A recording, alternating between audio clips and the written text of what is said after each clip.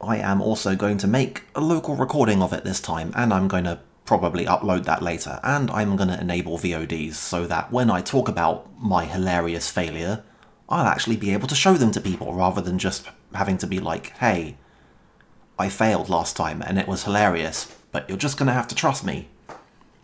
Because nobody likes that. But also my failure was, I assure you, totally hilarious.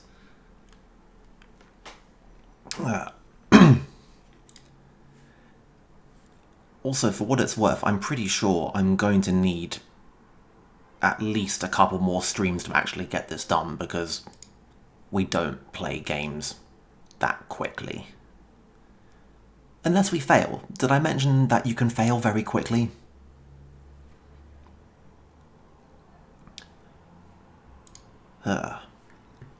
Just a little more.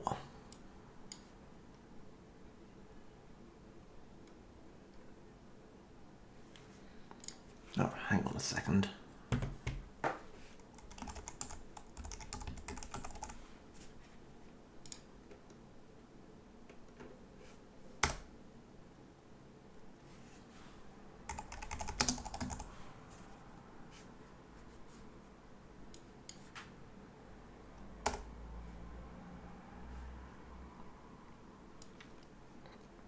Right.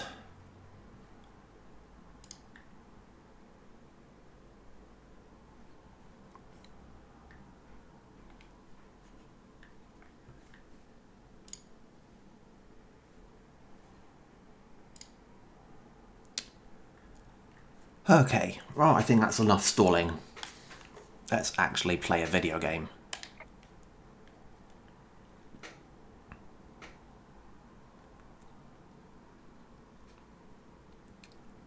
For what it's worth, I am still annoyed about how rude last time's level was. I don't know how we're going to shake up the strategy this time, though. I feel we're going to have to come up with something. Now, what have we got? We got expert. This really should be a configurable setting for this. What are you going to do? Okay.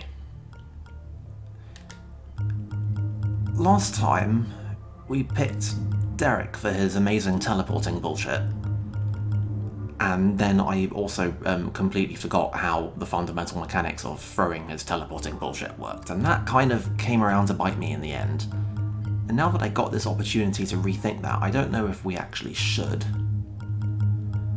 Like, I'm always a fan of going with either Zoo or Prism, because they can do useful things. And also, I don't know how I feel about monsters having to shoot people with, like, actual ammo. I think this time around we're gonna go with Prism as our second. And of course, we will never not go with International. Oh, I am a fan of our awfully bold rapier decision. But I wonder if that wouldn't be better paired with Dynamo for our power generation. Because power drip is, you know, it's utilitarian. It's only one power a turn. We get no power until alarm level 2 with Dynamo, but when that starts ticking up, we get 2 a turn, but I don't know how I feel about this. We're basically robbing ourselves of 10 power, and then we need to go like 20 turns before that really makes up, and by 20 turns we'll be at alarm level 5, and I don't know how I feel about it. So maybe power drip and rapier isn't such a bad idea after all. These are just my feelings on the subject. Also, last time we got really lucky and I got Dagger 2.0 in, like, literally one of the first software machines. Whatever. Operate. Yes, yes.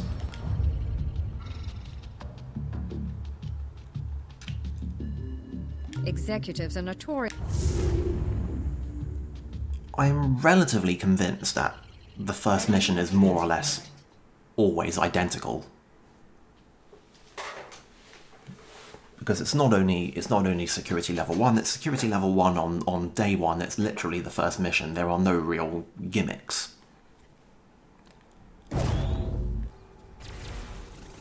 Bad news. Okay, well, thanks International. What have we got? That's the terminal, that's a nanofab, and we got a safe. Wonder if we'll actually find a secondary server terminal. I'm convinced there is supposed to be one in the first mission, always.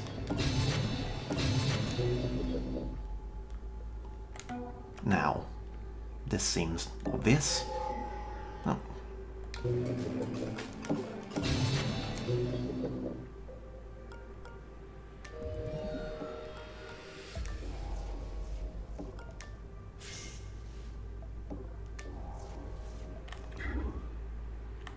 Oh, that is a completely empty room, and I don't trust the game not to have a guard walk through that door.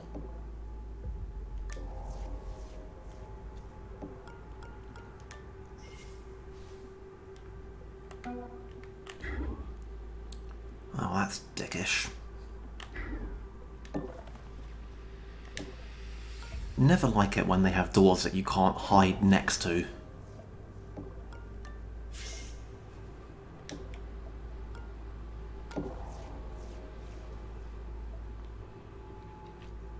Yeah. This whole thing is just all kinds of a disaster waiting to happen. Well,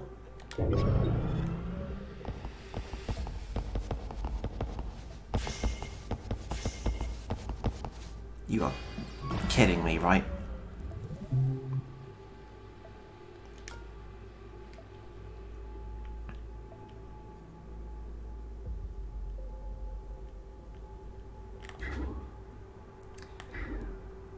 Yep. Well,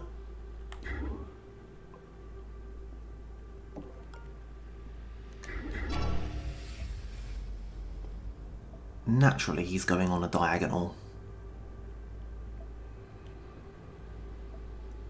I would really love to pilfer both of these guys, but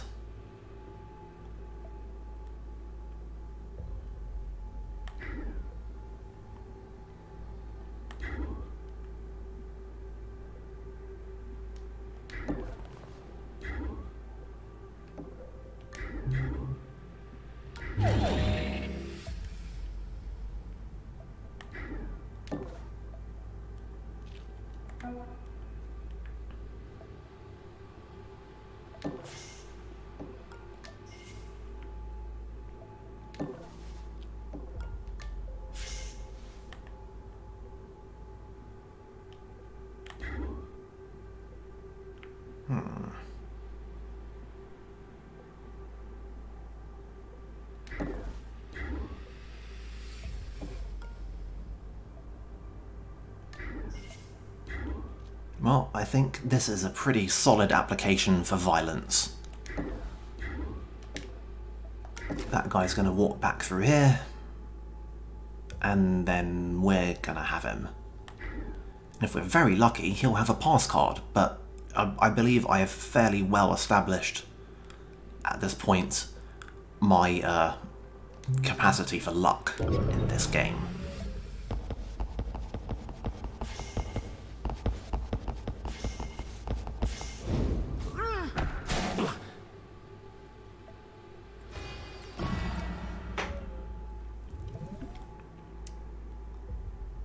Right.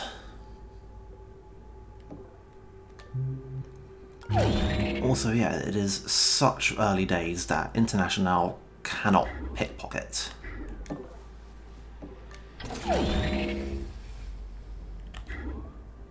Well, I guess that guy is going to have fun in there.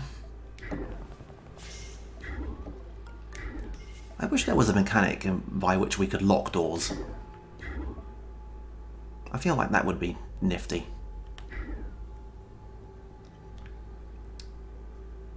Alright. Well, I guess we're just gonna have to violence this guy as well. He'll be coming back through. I have a feeling there's not going to be much more in here. I have a feeling this level extends down this way.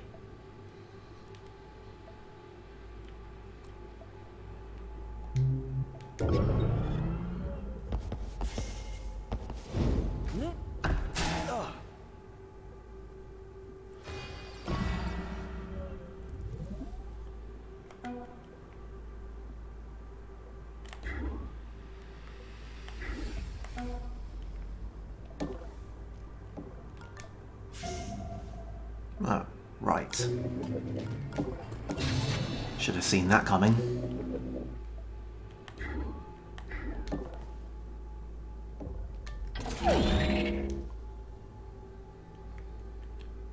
Well, I can live with this.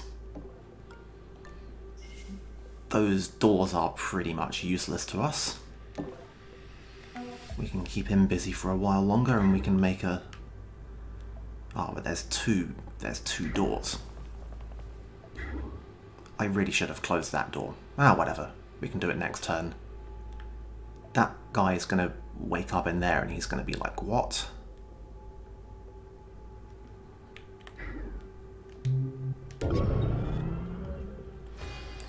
Yeah. I feel like lockable doors would be a balanced thing, but I feel like it could be balanced. I feel like there could be mechanics about it. Like, I think enemies should just be able to unlock doors by themselves, the same way they can unlock, like, beams. But it has to be its own whole balanced thing.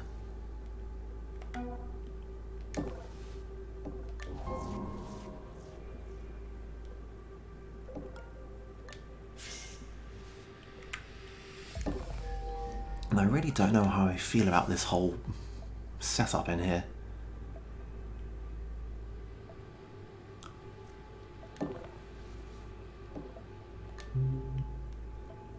Oh well, what have we got?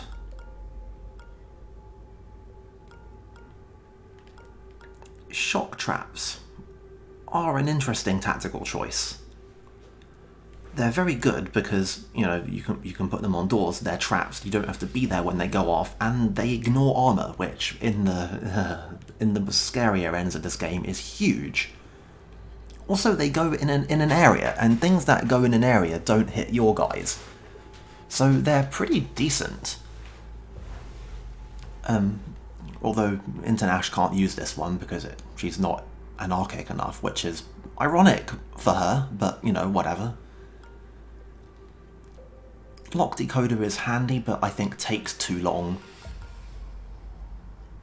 And piercing scanner is don't really like it. Oh well. If you roll with Shalem 11 as one of your agents, he has his own unique augment that does the same thing as piercing scanner, but notably is not piercing scanner. So he can have a total of +2 armor piercing on ballistic weapons. Oh, come on.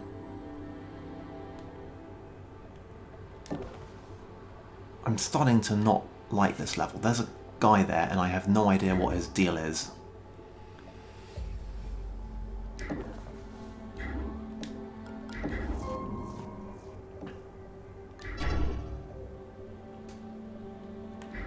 Okay.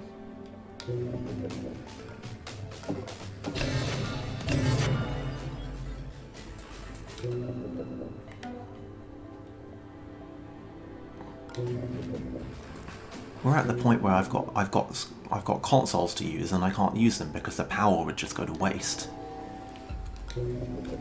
But of course we're at the first alarm level and now we've got our rapier set up, so there we go.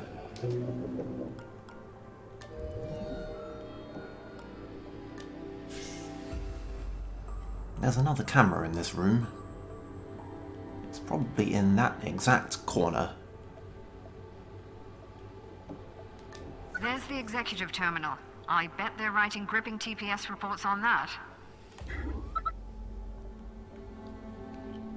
I don't like that there's no cameras up here, because I've got absolutely no eyes on the angry, rampaging guard up there. But I'm pretty sure there is not a second angry, rampaging guard down here, so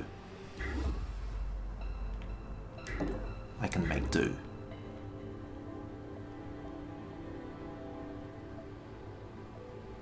Now,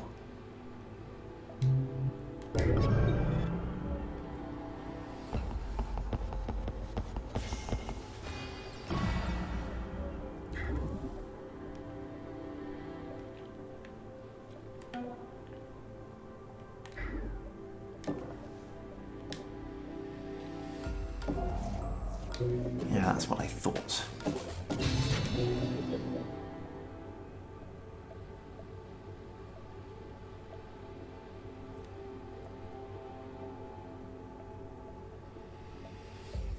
I don't know if... what way does he go? I can't remember what way he goes. If I could remember, I could just, like, ambush him, but... Well, I could hide, I wouldn't have to ambush him, but as it is...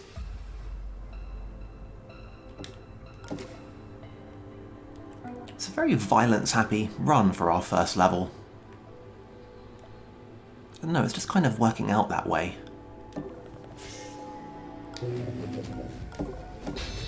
And blessed International. She saves so much time with her scanning. And it's invaluable in the first couple levels when AP is kind of at a premium.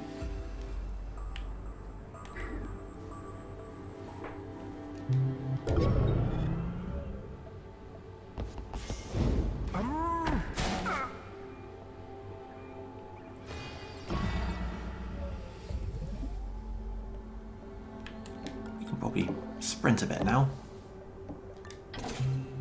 Ooh. Cloaking rigs are, well,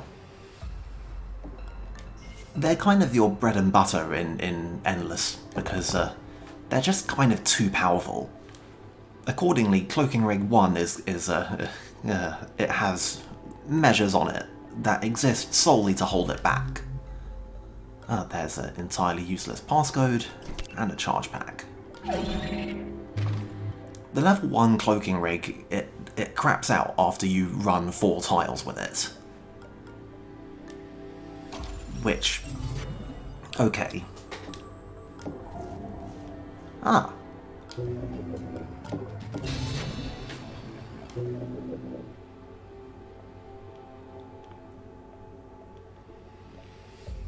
Right.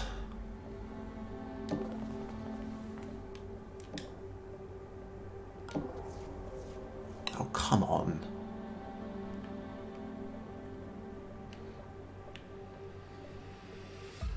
Well, we've got a bit of a run to get to the exit after that.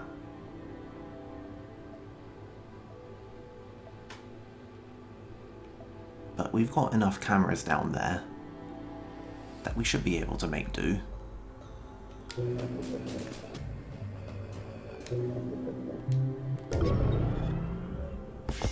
Investigating the area.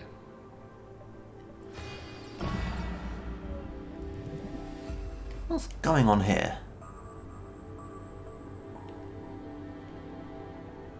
Have we got a guard? I guess the guard's in there and he's looking at that tiny sliver that we're able to see because of that camera.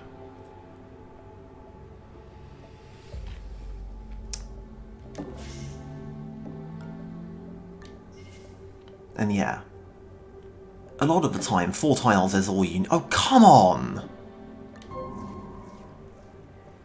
4 tiles is frequently all you need to get to safety sometimes.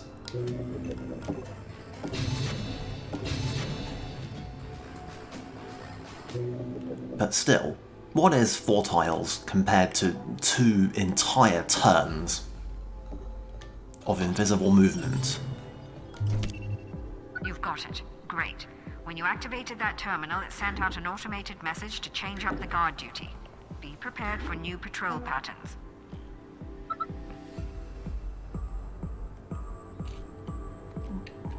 I don't like how we don't have eyes on the important bit leading to the elevator until it's too late, and there's a whole ambush route for them to set up, but We're having a look around here. Oh, great.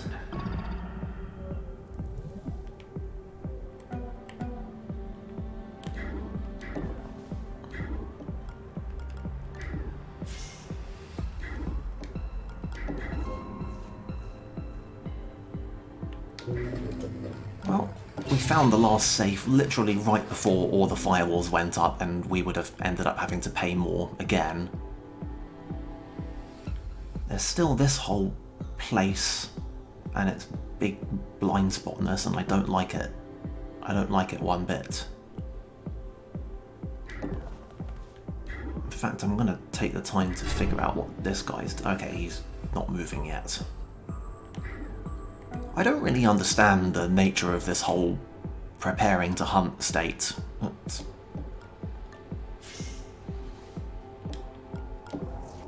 Like, I don't understand what about it requires this degree of preparation.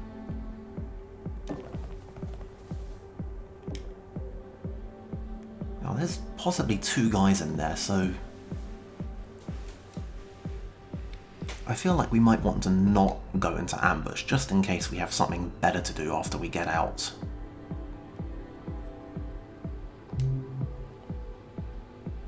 High potential for some sprint fuckery.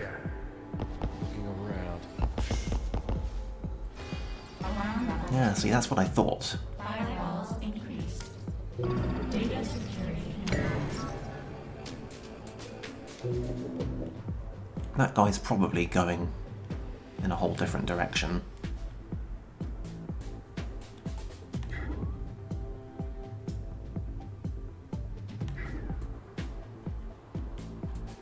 This guy might not still be there. We might not actually be able to get to him. Oh no, there he is.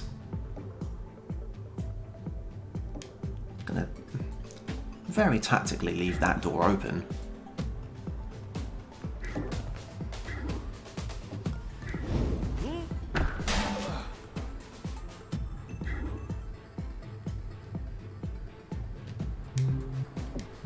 No.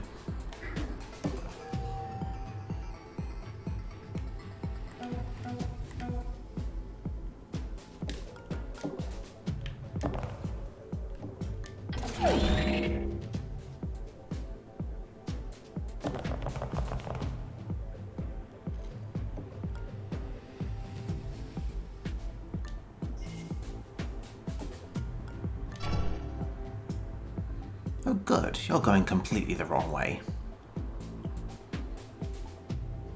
Might be annoying later, but hey, whatever. If I'm not entirely mistaken, we are at this point completely out of things to hack. So, the power situation is just a detail now.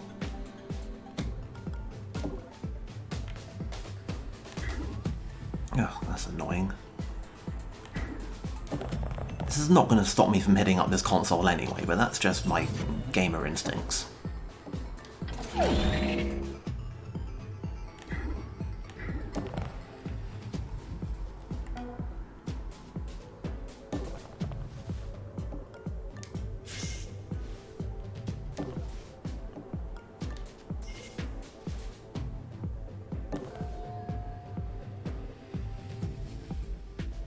Okay.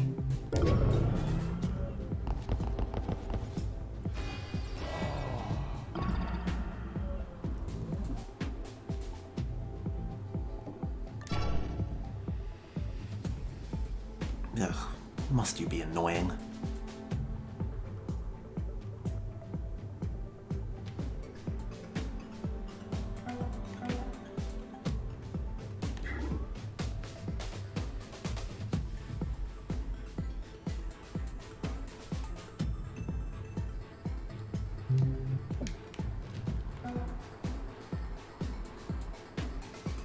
don't have a screamingly obvious way to deal with him, but...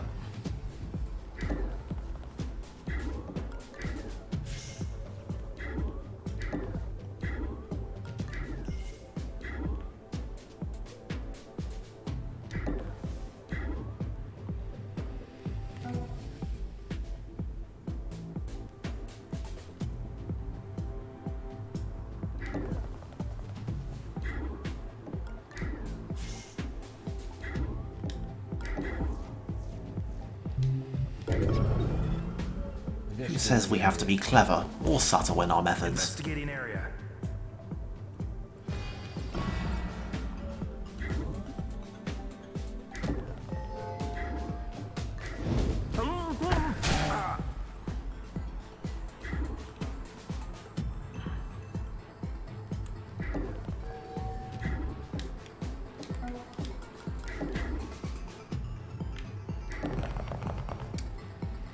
Sprint to the exit, make tons of noise, but make sure to close doors behind you. Haste is not a substitute for manners.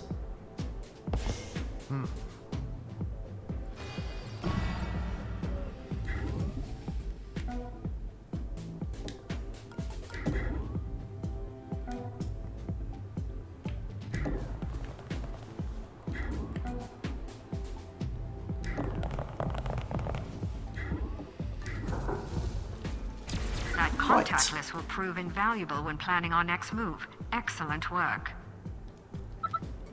Well, the beginning of this mission was a complete punch in the face from the RNG, but after that it went pretty well, possibly by virtue of being, you know, the easiest mission in the game. Probably. I would like to say that we can't possibly get RNG screwed as much as last time, but, you know, I have a feeling that I'm going to immediately regret saying that.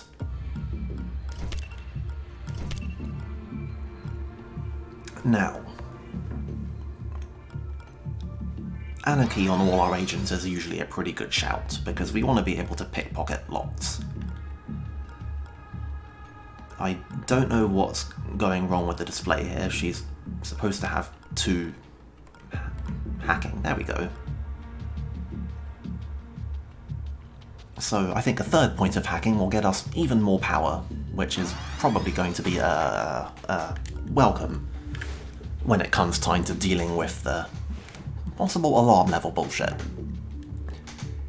Did you know, in the later stages of Endless Mode, there's a chance that at the beginning of the level, you'll just go straight to alarm level 2? I've re-established contact with Monster. His network picked up the attack just before it hit us, and we're working to trace it back to the source. Right, yes, right, we've seen this one. Right, well, more executive terminals. Nanofab vestibule, but we have no money, and a server farm. Server farm is 11 hours away. I'm kind of almost tempted to hit up this nanofab just because it's here.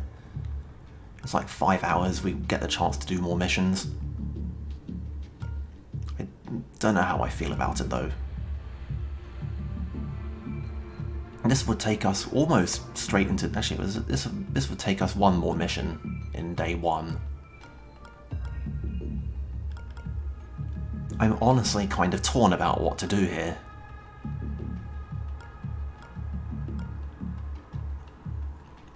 I'd say we don't have an urgent need for programs right now, so I'm going to say we're going to do the nanofab and possibly just not buy a whole lot of stuff. Not all nanofabs are created equal.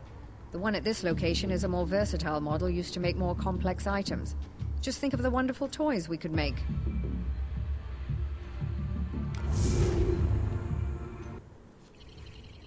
Corporate firewall breached.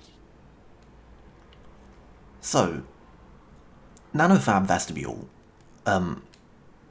Ordinarily, a nanofab will give you 1 augment, 1 weapon, and 2 like miscellaneous equipment items, and 1 med gel and 1 chargeback. The enhanced nanofab that you'll find in these missions will give you 4 augments and 4 weapons, as well as the other stuff. I think possibly it has a higher chance to drop high-level equipment as well. I'm not certain about that, though.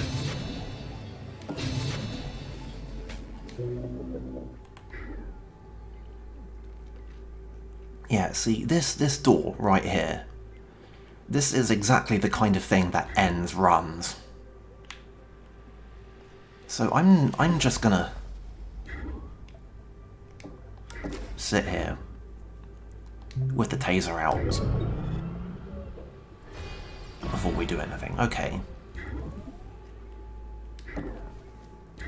For all their other sins, guards in this game, at least in most of the early stages, can usually be relied upon to have fairly simplistic two-stage patrols. I feel like there should be somebody in here.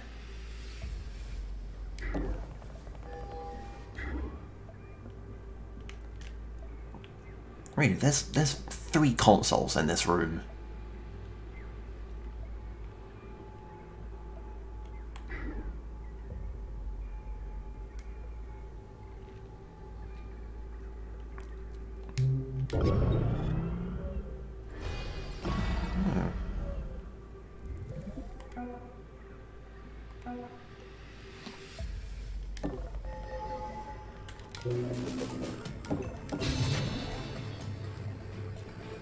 Oh, man, that's annoying.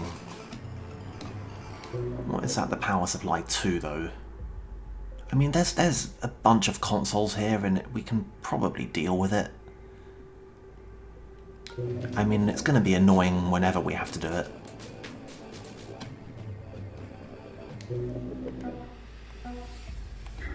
I was so sure there'd be more stuff down there.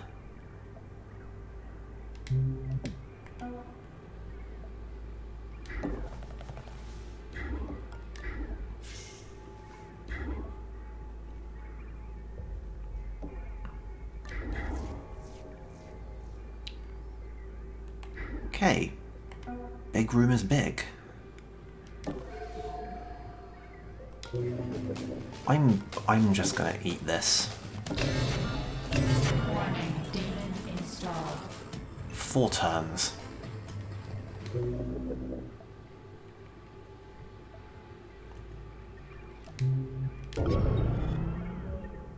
Three now. Oh, finally. Wondering where the hell everybody is.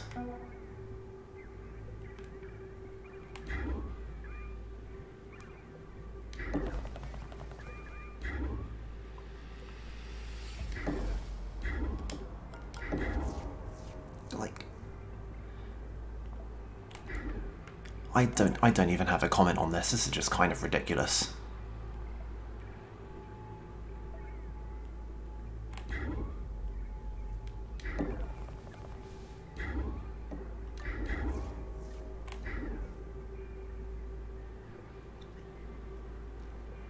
I mean, we could lure whoever through that door and ambush them. The prison would probably get seen, there'd be an alert, there'd be a whole thing. Man, this is annoying. Okay, he's not actually in that bit.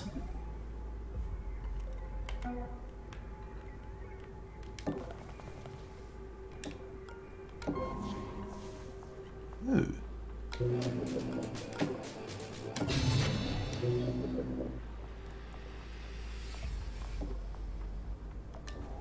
Right.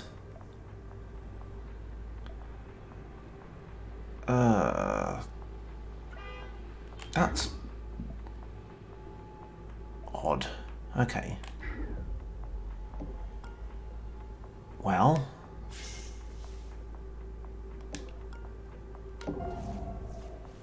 Yeah. That's what I thought.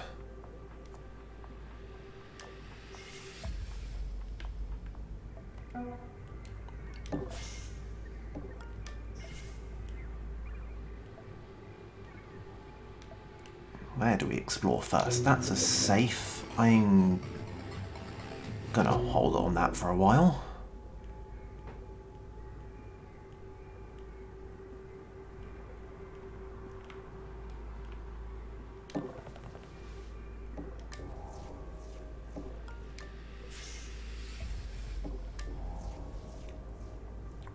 Why must these levels all be so big? My entire strategy here is centered around like scouting everything out quickly and hitting it all up immediately with my rapier program. Its whole thing is you get in quick, and it's efficient to deal with. The longer you take, the harder it gets. But no.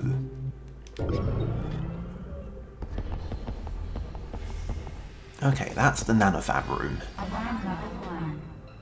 Additional cameras activated. Surveillance level increased.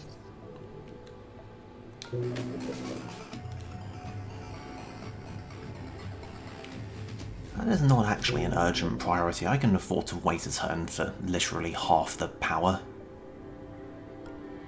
That's not a good time to hit that console, though.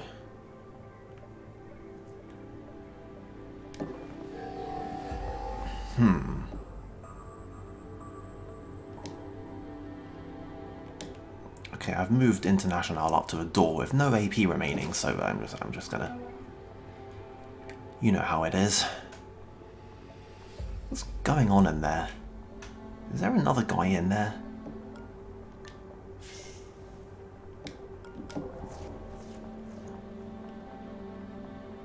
I don't like this at all.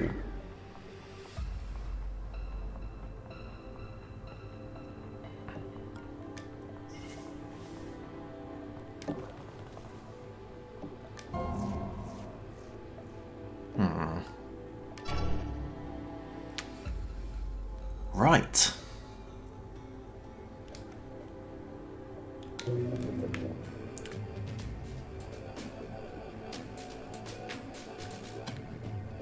Yeah, I'm really not happy about how that modulate situation turned out. That's a drone in there.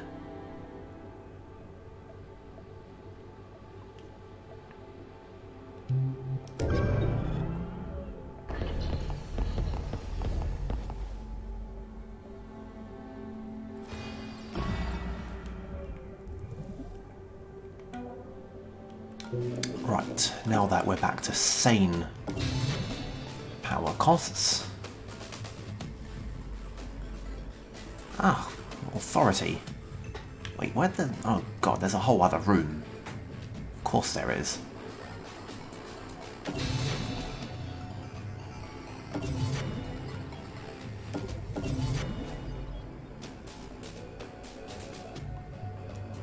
Now, to do about this. Authority is irritating. Authority means every time you open a safe, it'll place an investigation prompt on your location. It's very manageable, but it's like this whole thing. Now, if that really is just a drone in there...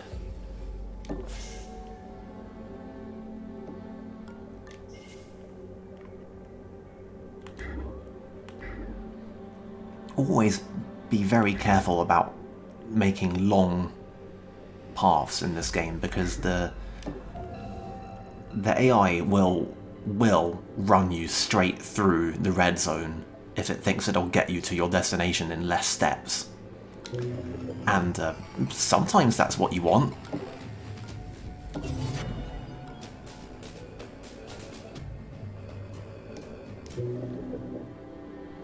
Now, we don't actually need to bother that drone, really. There's a lot of power in that console.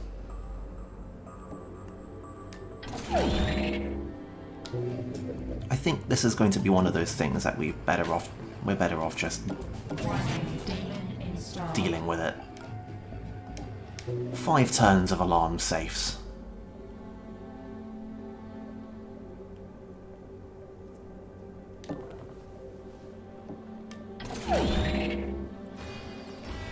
Oh right, and it makes yeah, on top of it doing that thing, it also makes the alarm tracker go up every time you open a safe, so that's incredibly annoying.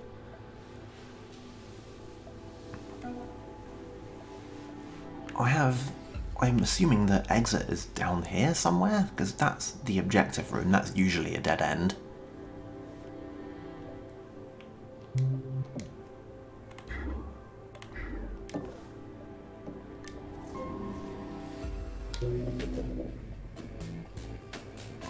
Is that a database of some kind?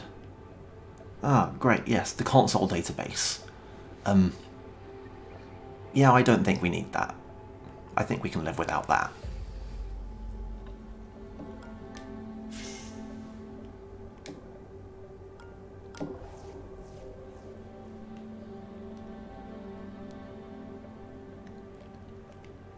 So I'm feeling like the exit is probably down here. So I'm feeling we're gonna send Prism into the nanofab room, do however much shopping, get out, and then violence this guy and hit that safe on the way out. As long as we can get Internash out of there, this should be a completely acceptable strategy.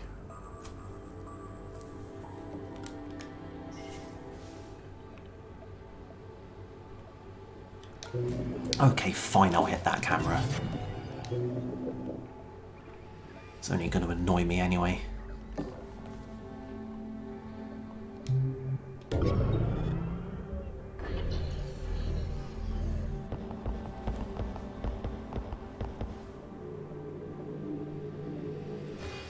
Like, I presume somebody's going to come and investigate that safe, but nobody seems to be going for it. Which makes me jumpy, because I don't like not knowing exactly what the guards are doing.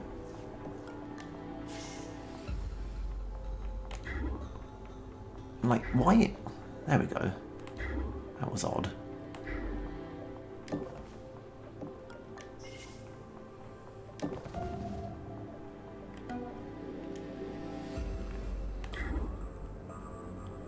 Yeah, good old drones facing directly into a corner.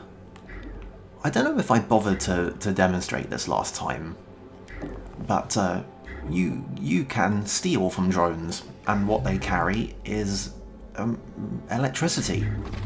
You can just pickpocket the watts from them. I'm not really sure how that works, but whatever.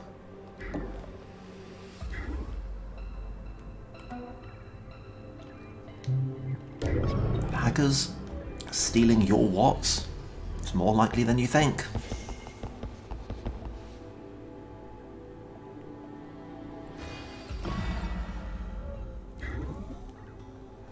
Okay, now I see what's going on down here.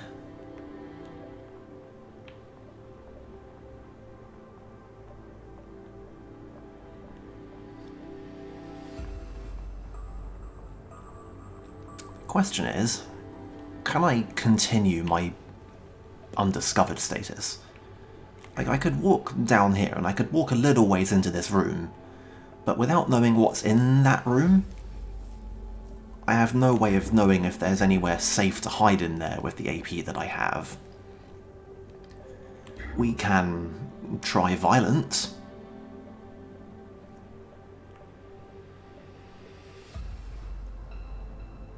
I think this is all going to depend somewhat heavily on a little distraction gambit. But I'm going to... Did you hear that?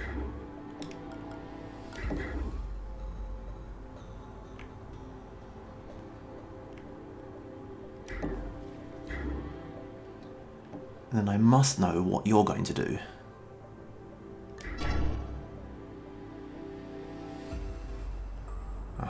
And you?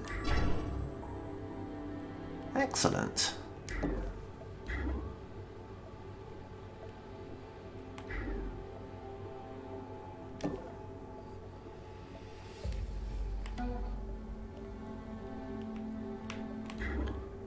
We haven't managed to pickpocket anyone yet, so like, I don't know if...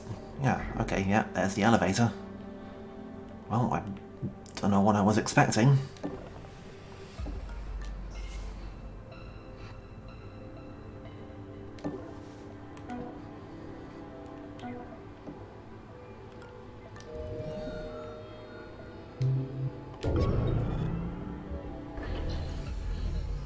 Right, and we need to hit some safe so we can actually have some spending money.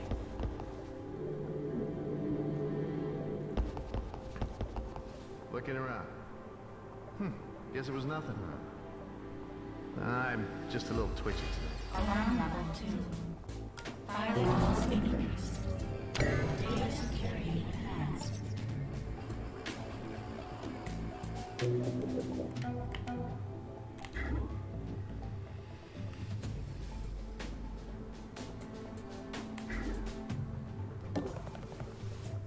Hello? What are you doing? Can't be. Okay, no, you are just patrolling. Good. I was slightly worried that he was gonna go and poke around up there, but nope.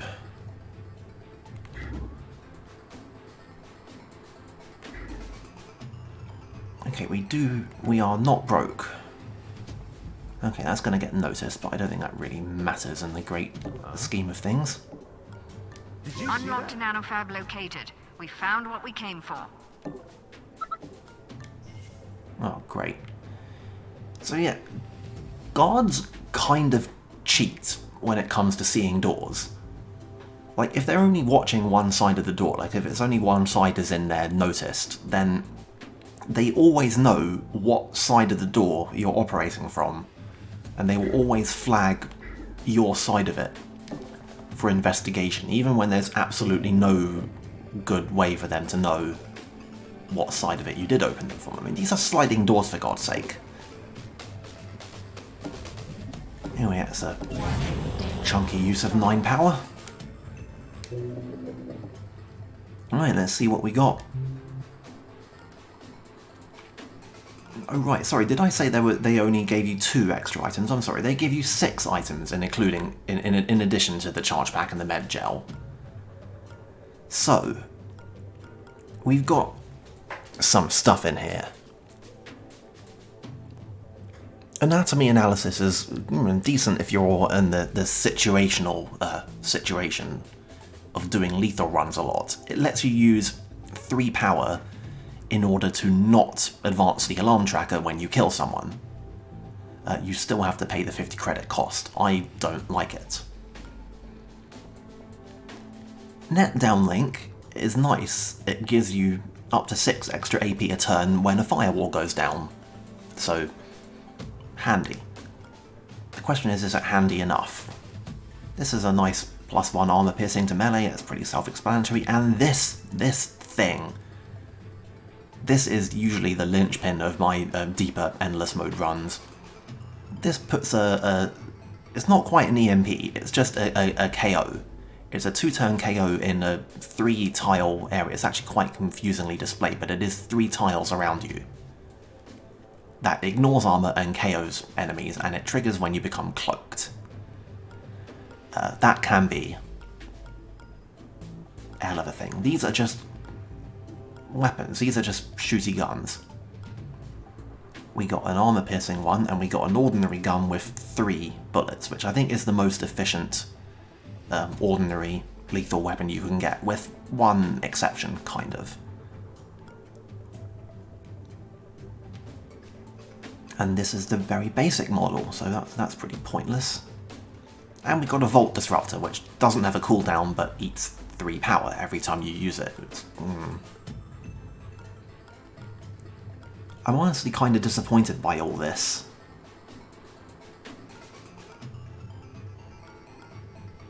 Like, this is all... I mean, maybe I could stand to have a buster chip, it could be handy.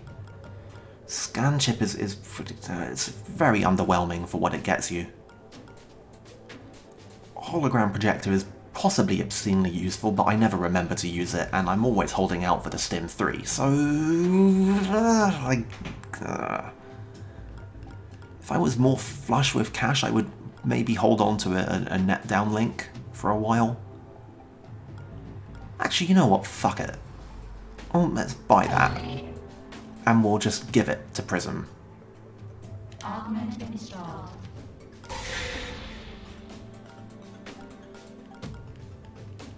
There. At least we got something out of this. Mainframe device.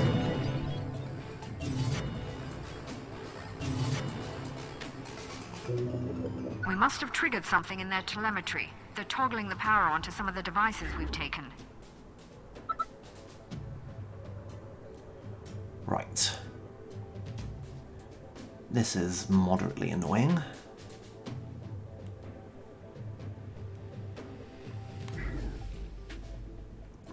Among other things, we have to... Oh right, it hasn't actually come back on yet.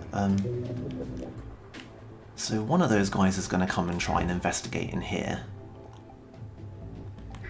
And I don't know where is appropriate to hide.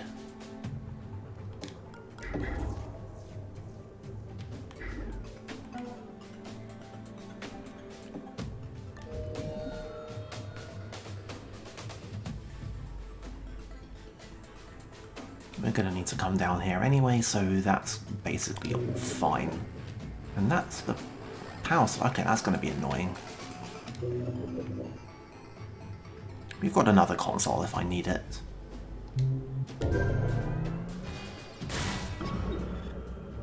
What was that? The beam just came on while there was a guard standing in it, which ordinarily shouldn't do anything. I don't know if that I'm investigating. triggered something. Yeah, we got nothing.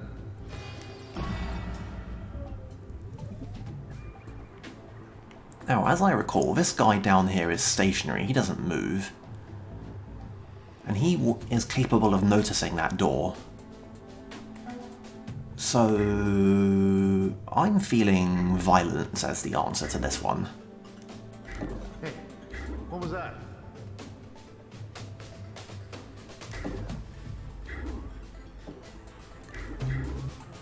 And I don't know why I go to the trouble of pickpocketing him before we knock him out, but what are you going to do?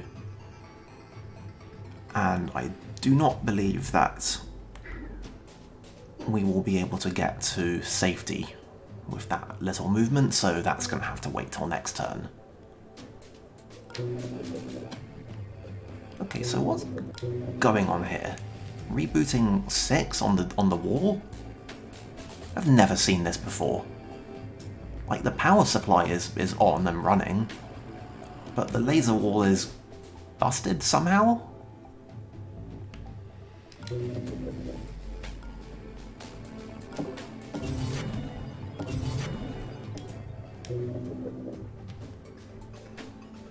Whatever.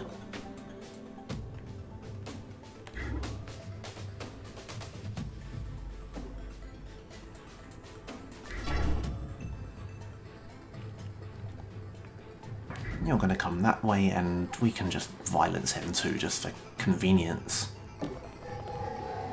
Oh, hello. There's more stuff down here.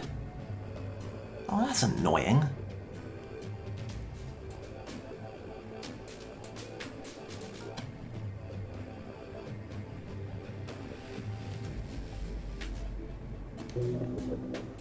Well, we'll have to figure out our plan for that. This would have been a great time to have that buster chip, but whatever. He's going to be like, hey, what was that? And then he's going to be like, hey, what was that over here? And there, the display is wigging out. Some of this stuff should be hidden, yeah. What is going on with my tile colouring subroutines here?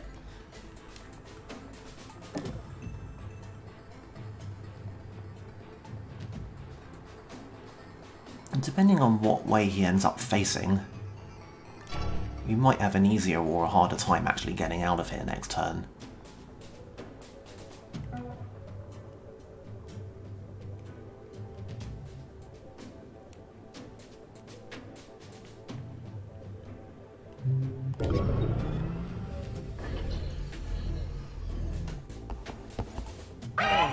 Excuse me.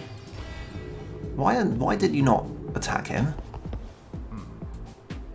Now we got nothing. What was that?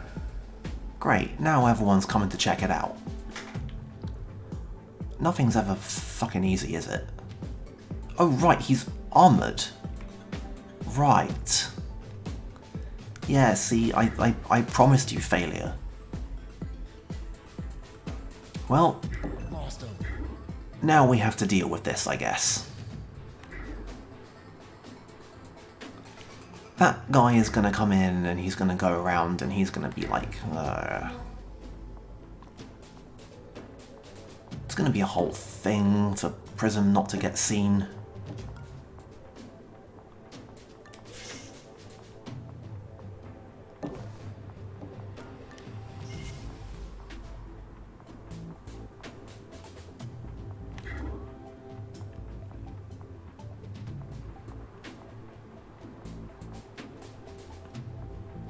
Right, well...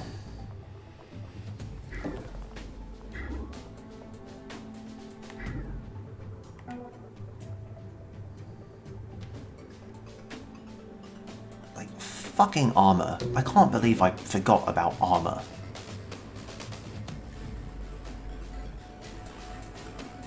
Now, priorities here. Gotta hit all these safes. I'm not really fussed about the nanofab at this point because, like, it's going to be a bunch of power to get in it, and we don't have a lot of money because we kind of spent it all at the other one.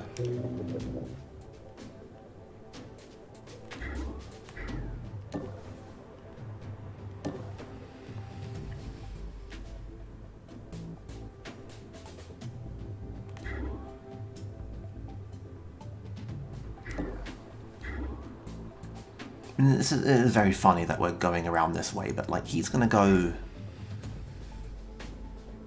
look that way. Is he gonna see us over here? I don't know. I don't know how safe I feel about that.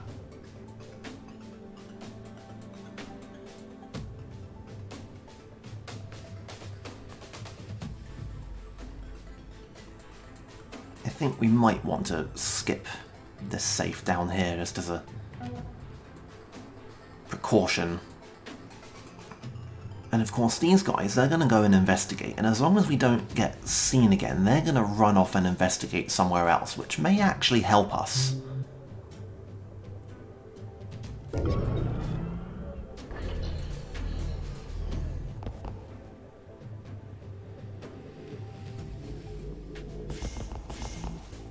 around. Alarm level 3. Additional guard patrols. Okay, depending on where this guy comes out, this is going to be easier or harder.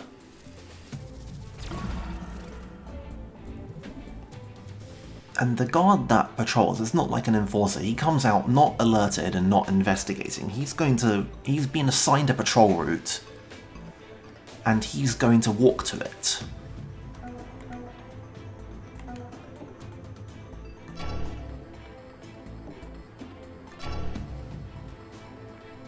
Okay, yeah, you have fun in there. You haven't pickpocketed either of these guys either, which strikes me as a oversight.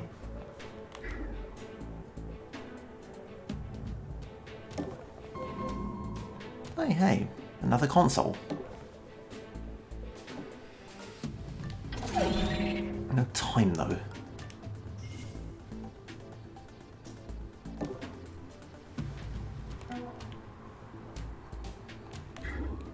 What's the best thing to do with International at this point?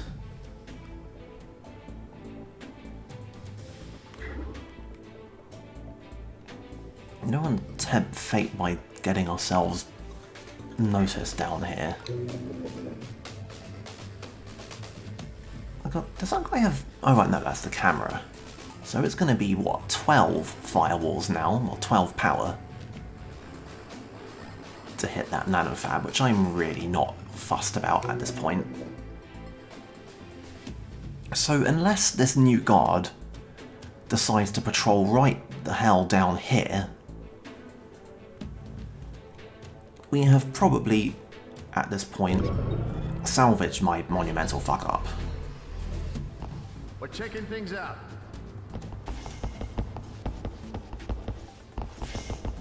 Investigating the area.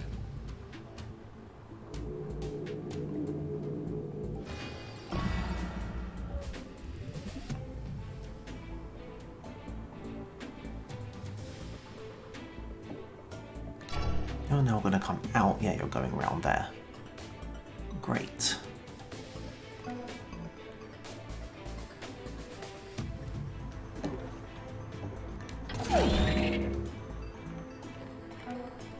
And you... Oh, that's kind of annoying, but...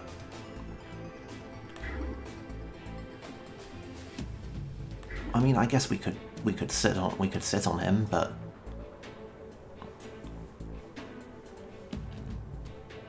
And this guy? Yeah, okay, he's going... Right, he's going to the nanofab. Okay, that's fine.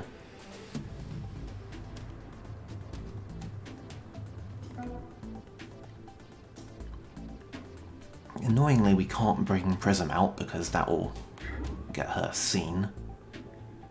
I mean, I guess we could violence both of these guys, and then that guy's not gonna see them. I don't think International has enough AP to violence this guy and drag him out of sight.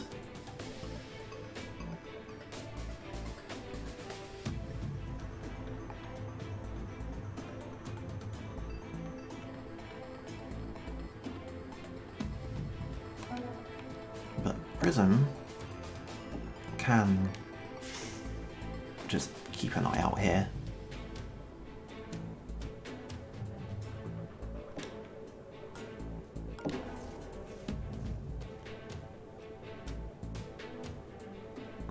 Okay. We have the enormous good fortune to be more or less next to the elevator at this point.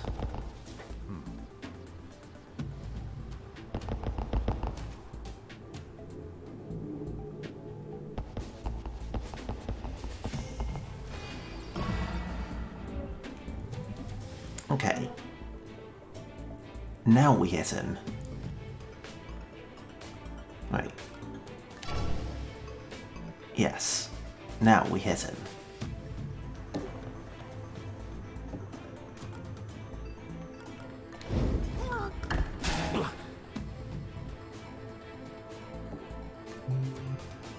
Hey, found the pass card.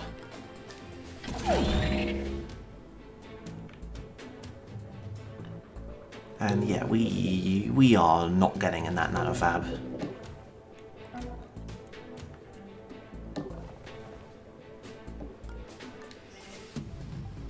No one ever pickpocketed this guy, but... I mean, I don't know how I feel about it. This guy might be about to come out of that room and fuck everything up enormously if he does. Like, it just struck me that it's technically possible for Prism to get out here and pickpocket him, but I think this is now thoroughly into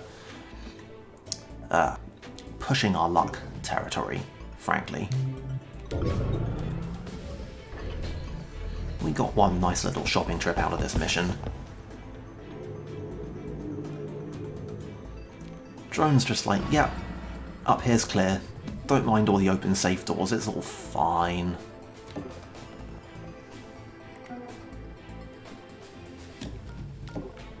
Cheese it.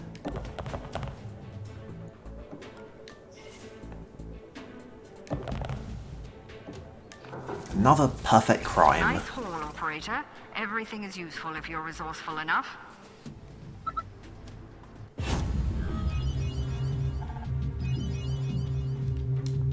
Idly, I wonder if I should have put the net downlink on International instead of Prism, because she's going to be doing a lot more dedicated scouting stuff. But as is, especially with our rapier setup, Prism is going to be great at just spotting things. Hello. Real motivated seller. You won't beat this price.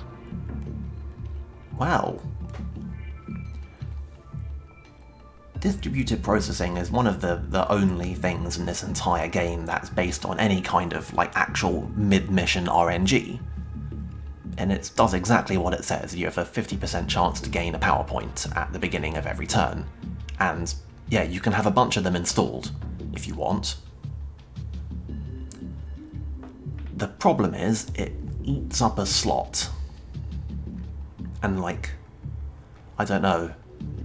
We've kind of got other things to be doing, so I think I'm going to pass on it for now.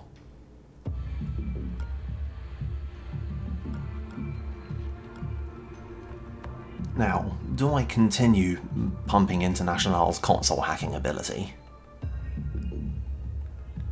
Because, you know, this really goes up.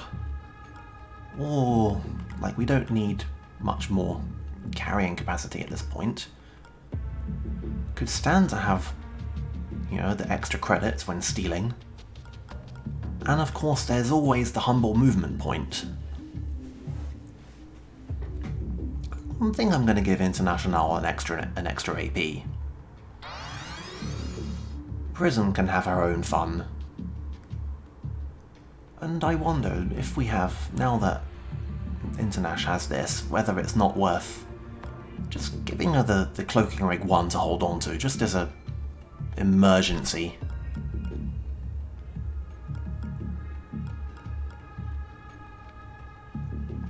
Pattern analysis inconclusive. Please supply additional information. I think we've seen this one as well. Alright. KNO server farm, I guess. Really want to get that money first. Maybe I'll sell that charge pack. I think I'm going to sell the charge pack. I've got something you might be interested Yeah. in. I need a quick decision. This thing's hot. We should do business more often. I'm not a fan of how when you go into the buy-sell menu it has 8 slots, but you can only actually have 4 things in storage. This is a data center that handles network security for the region. We can find programs here that will give Incognita some new tricks to use in the field.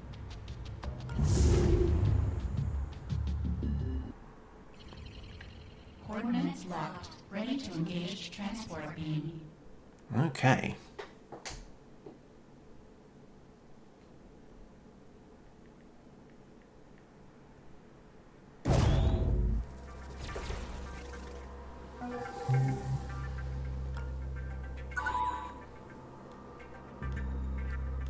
I can't remember if I encountered much in the way of turrets in that fateful first run, but turrets are fascinating and potentially hilarious in the early missions when guards aren't armoured. Anyway, yeah, Prism's gotten their extra 2 AP just from being around while we hack that first thing, and there's probably nothing around this corner. Okay. Ooh. Hello. I believe we have ourselves a law option. Interesting. They have a lot of on-site databanks here. Might be worth a search. I think I mentioned before that Invisible Ink, most of its lore is front-loaded into the character selection screen. But there are a handful of little collectible things you can find. They're all added in the Contingency Plan DLC, and you get them as an optional objective in missions by doing, well, this bullshit. Now that man is stationary, but I have no idea who else is going to show up to try and make my day interesting.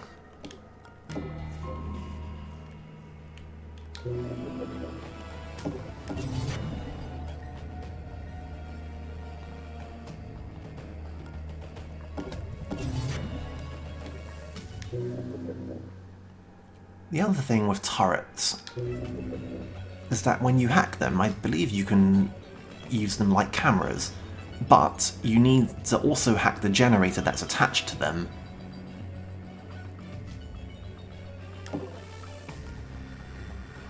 And also it has a demon on it, but like, I feel lucky. Yep, great. So now, if we toggle this on,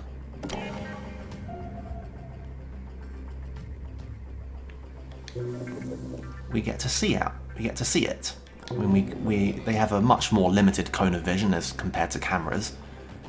Unfortunately, now that it's powered on,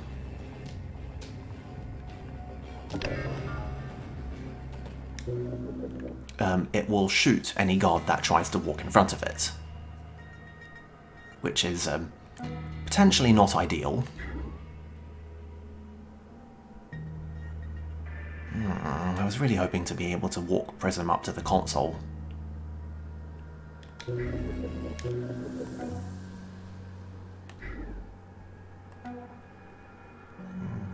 One. Because if somebody walks through that door, then everything's going to go to hell. And of course there's whatever's going on up here. We're probably going to have to KO this guy. Even with the cloaking rig, it's going to be a hell of a thing to get anybody past him. Such is procedural level generation. See, it's a party down here. See what happens when I listen to my cautious instincts as opposed to my fun, content-producing ones? Well, okay. That's a hell of a patrol.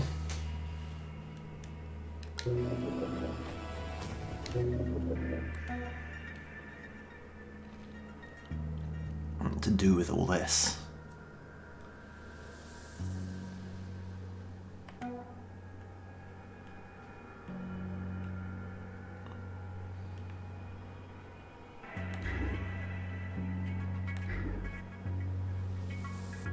I believe we can hide on either of the sides of this, and neither of those guys will... Oh, I don't know, actually. That guy is going to be walking diagonally towards us, so he might actually be able to see on that sight line. But not, I think, on this one. And we'll send Internash, who has the cloak. Now, what we have to do with these things, we have to hack them, and it takes 3 turns to do that. I'm sending you a worm virus. Install it at the terminal, and it'll stream data back to us. You will note that International is currently pictured as literally stood up and typing at this keyboard, but I can assure you that as far as the game mechanics are concerned, she is behind cover right now. Now let's just... Oh, yep, security card, oh, and a charge pack, and some money. Thanks, God. And now let's just... Let's close the door and then peek through it, rather than stand next to the open door, because that will give us 1 more AP to use to dig around in that room next turn. Anyone else? I'll get... power on that.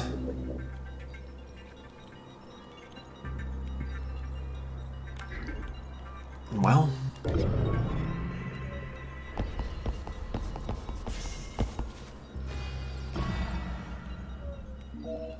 From that sample data packet, traces of invisible came up.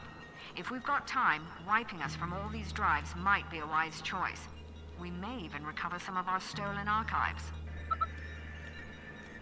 I like that there's an animation for this guy just sat there, like, not even sat down, just stood up in the middle of a hallway looking at his phone, but somehow doing his job. Now, as for what to do about these chucklefucks. Notably, we don't have to have one agent remain here the whole time doing the hacking. We can move everyone about as long as somebody finishes their turn typing on the keyboard. We will gain our chunk of progress. Now, I would very much like to rule out having to stick around down here.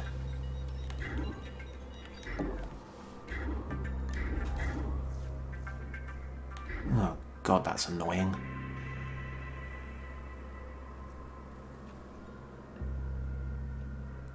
Could send Prism with the pass card.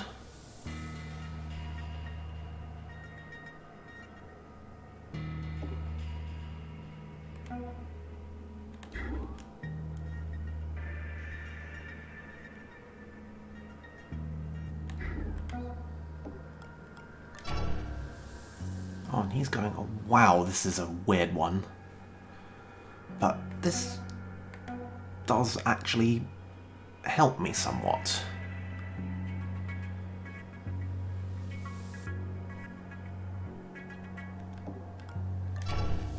Yeah, you're all being very weird. And I don't know how I feel about it, but...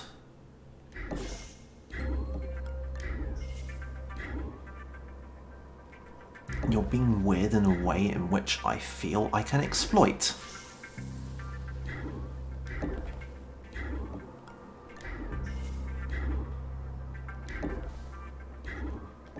I'm gonna unlock this door, but not open it, because if we open it, he'll notice and that will just raise logistical concerns. As I suspected, there's not really very much down here.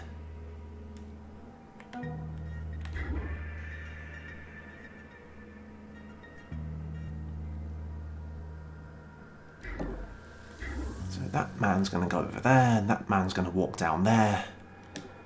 We can pickpocket them both.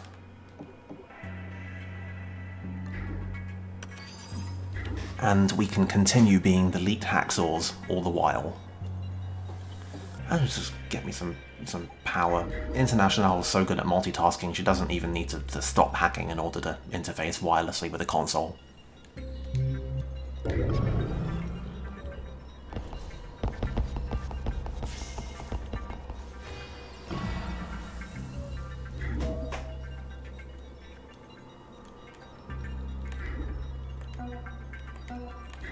Now, yeah, and good thing too, because this guy's armored. This guy's heavily armored.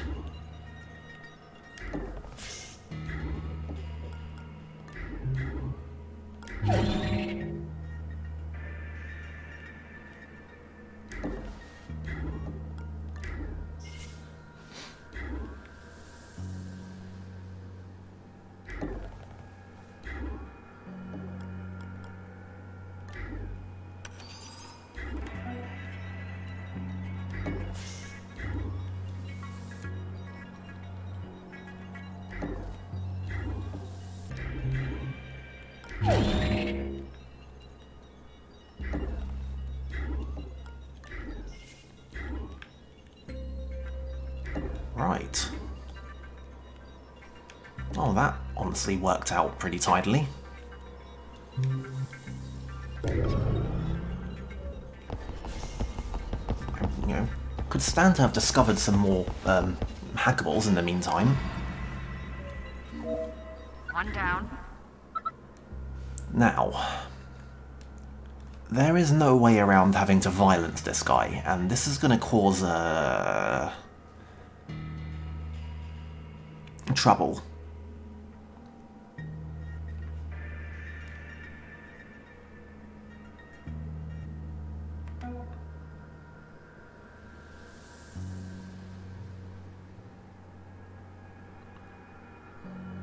What I think we might benefit from doing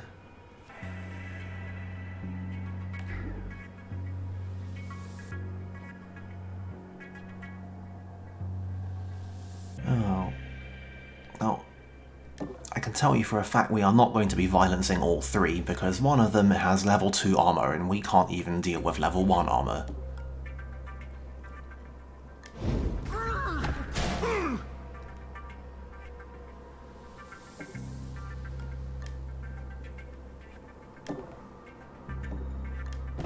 However, we do have exactly enough AP to drag this guy out of this room.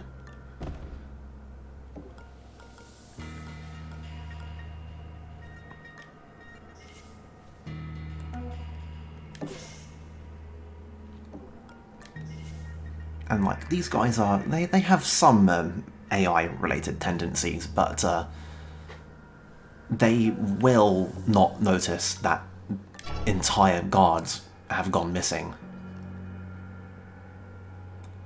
Oh, possibly I might have actually...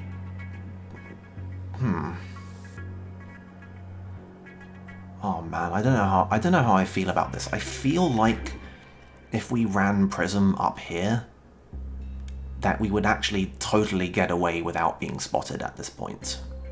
But oh man. Oh, wait a minute. You know what we can do is we can use our last turn of 1 power hacking, and we can hack this thing, we can activate net downlink, even get a bonus power out of it, and we can just run the whole way up to that console. Second drive Hell is yeah. infected. And then we can just kind of forget about down here, because this guy's going to wake up and he's going to be like, hey, what happened? And he's going to start hunting. But unless the other 2 guys actually either see him go down or like come across his unconscious body, they will not themselves go into alert. Because, intelligence?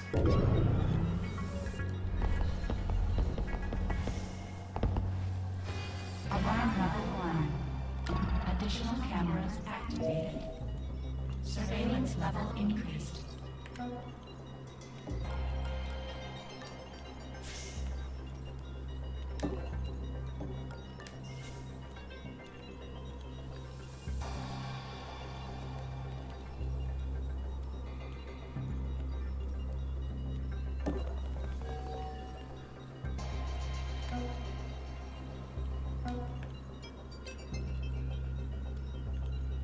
Now,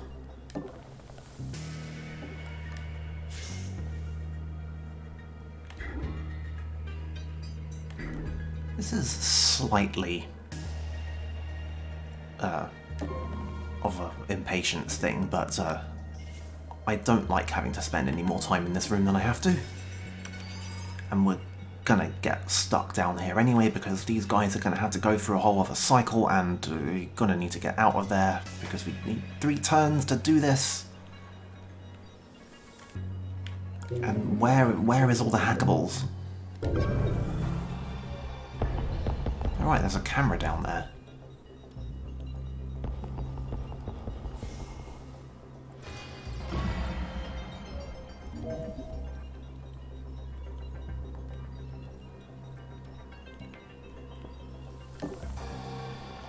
Hello?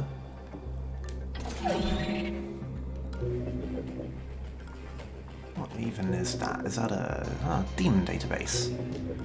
It's usually not a bad idea. I mean, it's less of an issue now because we're very early on and there aren't a lot of demons, but... Also, I guess it is notable that because of Prism's refraction chamber, we get 2 power per turn. We get 1 power per turn up to 2 when we break a firewall. So, hacking a single firewall, if there is only 1 firewall on the device, still actually only costs 1 power if we only hack 2. So that's nice.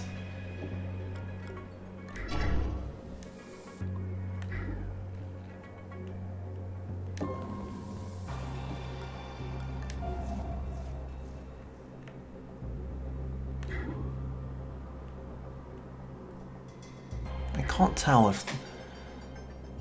This game can be very weird about the door detection thing. Yeah. Ah, there's the last...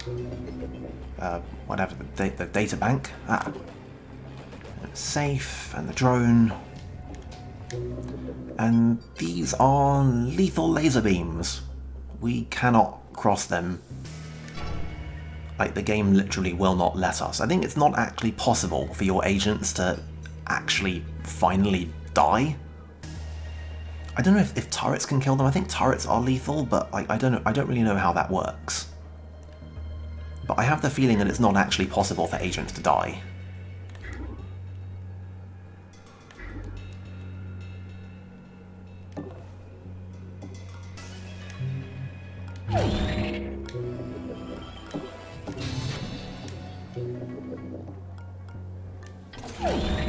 In any case, in order to actually go through the lethal laser beams, we have to turn them off. Or we can drag an unconscious guard through it.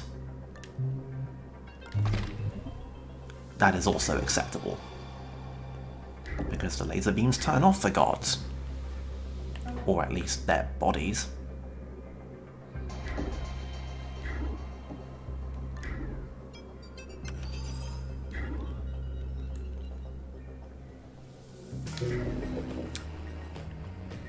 Right. Oh, this isn't going as quickly as I'd like, but, you know.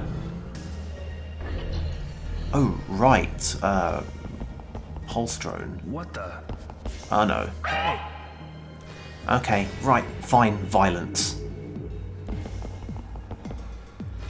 I cannot believe I forgot that. That was a pulse drone and not a camera drone. That's too clean. Anyway, as a weird AI quirk, you might recall that this guard who's just woken up was originally stationed at this exact point. But their AI means that when they wake up, they will create a hunting point on wherever they were when they went down. But that's like one tile off to the side because we KO'd him with melee, and a melee KO drags him onto your location. So, you know, that's a weird one. Anyway, fine.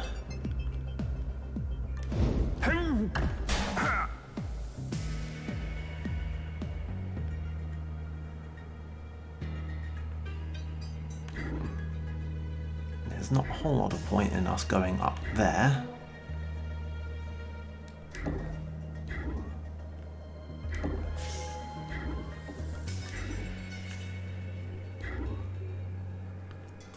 Plenty of consoles here, but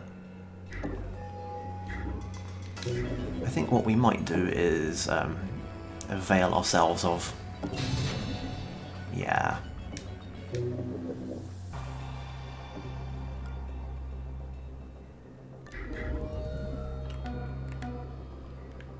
The real payoff from hacking drones isn't necessarily being able to control them, but it's really more being able to use them to scout.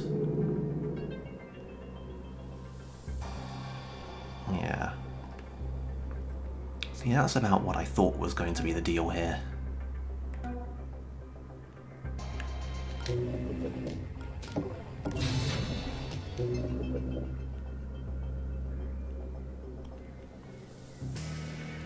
Well, due to the annoying fashion of this level, we're going to have to spend a bunch of time getting to that last databank, and that guard is going to be able to just walk up there.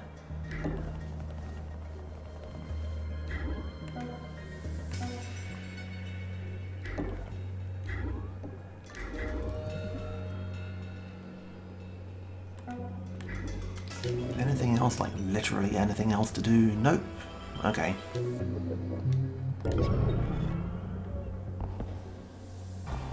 Now, those guys are all gonna remain on their patrols. This guy, I have no idea what this guy is gonna do. He's gonna be running around down here somewhere, so we're gonna have to keep an eye out. And I can't help but notice the lack of cameras.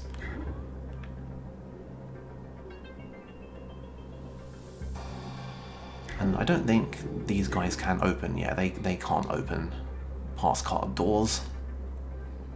And he's gonna wake up. Well, he's gonna go to sleep. That drone is gonna get knocked out. And he's gonna wake up in as much of a fuss as the guards would be, so we'll just leave him to that.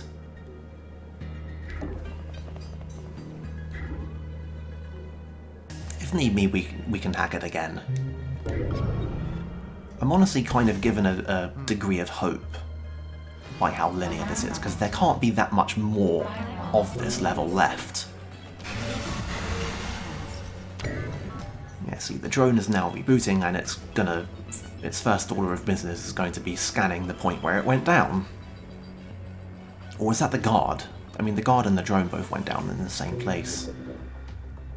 I think the difference is largely incidental at this point. Now, Prism has the security key.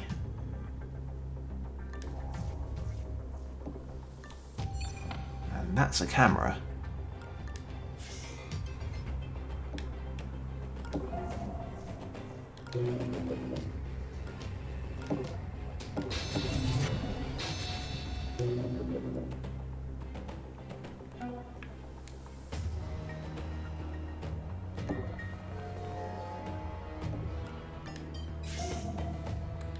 That's also a camera. How annoying.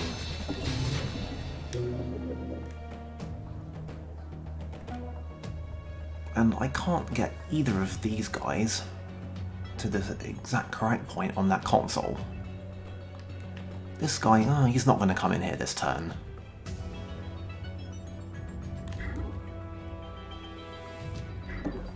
We can, however, open this and then Prism can get a pretty good look at the remainder of that room.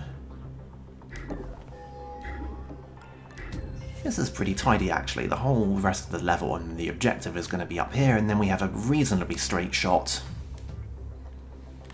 to the elevator afterwards, and if we're very lucky, then this guy might just decide to piss about down here for the rest of the mission.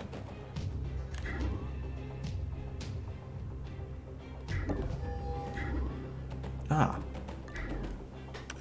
I was wondering where literally all of the safes were.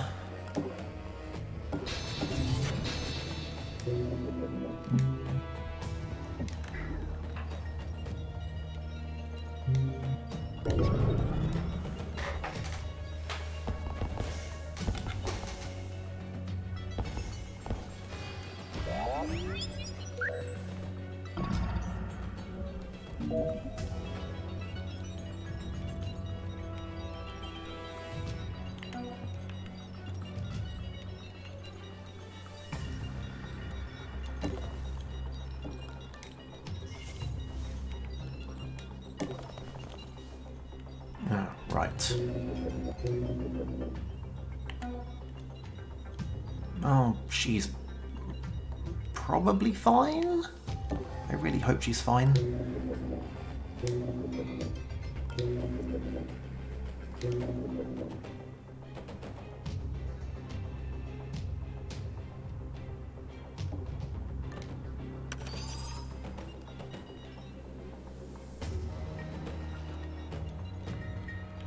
Honestly, where is the power supply for that laser wall?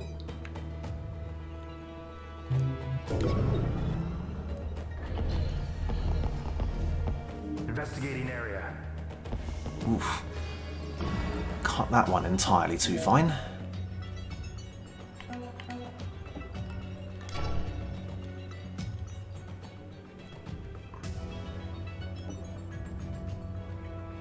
Really wish there were some cameras down here. Like, I only have the vaguest sense of what this guy's doing, and he could be about to bust up here any second now and mess literally all of my plans up. I think there probably aren't going to be a lot more guards here, though.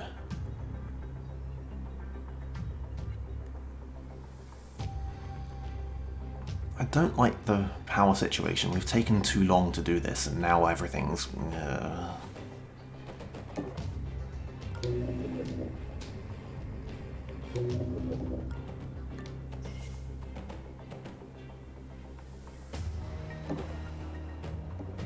The server terminal is in that room. Oh, It would be a shame to leave it undisturbed. consoles. And console database. Keep your wits about you. And a facility database. We've got all the... Was that all the databases in this mission? Yeah, because this was the demon database. Oh right, no, there's also a camera database, which we haven't seen. Oh well. Well, I guess we're going to have to deal with that next turn.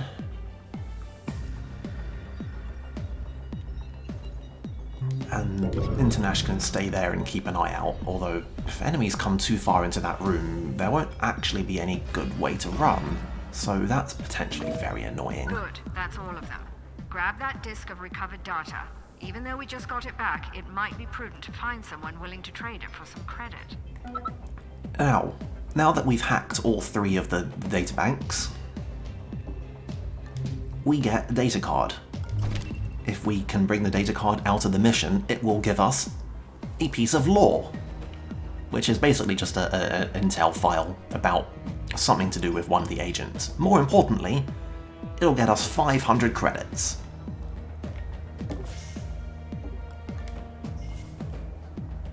And like, this right here is the universe speaking to me again. I know we're not getting a power, but I'm not walking International up there. And okay, the demon on this, Portcullis, is a contingency plan one. It means every time you use a program it breaks 2 less firewalls than it would have, but it can't reduce it below 1, and Rapier only reduces 1 at a time anyway, so whatever. And that's about what we got. What's our... okay, yeah, we have a non-zero amount of money.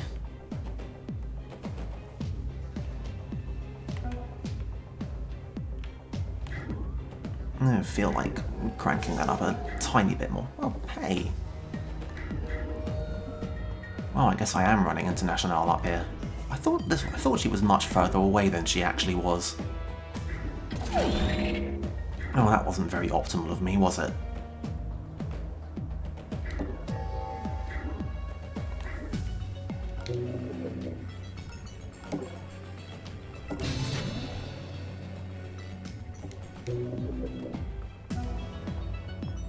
Alright, let's see what Shopcat's got for us.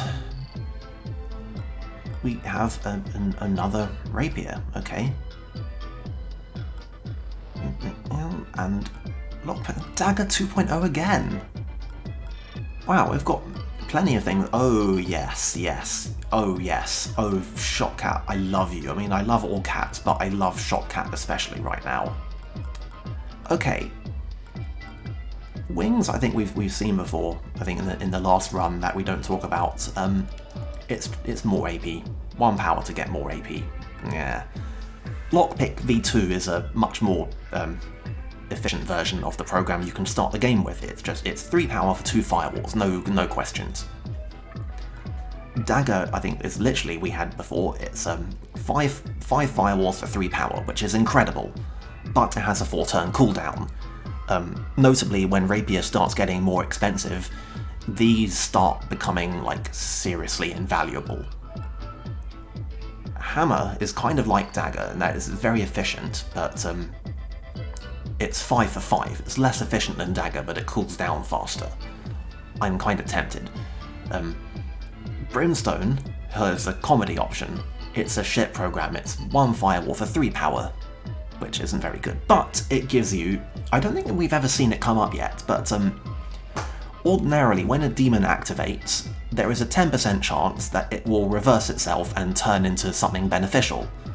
If you have Brimstone, that chance increases to 20%. That's 1 in 5. And finally, the single most utilitarian program in this entire game, Ping. It makes a noise. It sends the guards to investigate the noise. I love Ping. Ping has saved runs. So, yeah. I'm definitely gonna buy Ping. This is not up for negotiation. The question is, I can afford 1 more of either Lockpick 2, Dagger 2, or Hammer.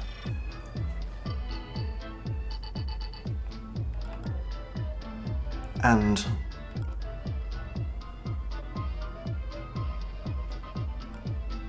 I feel like Dagger's very good. It's great on the utility.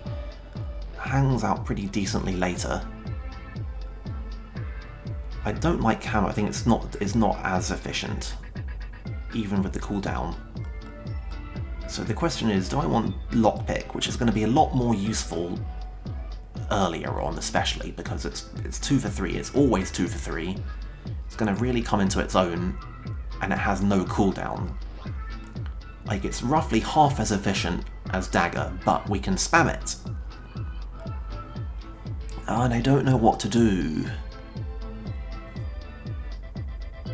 I think I'm gonna go with dagger.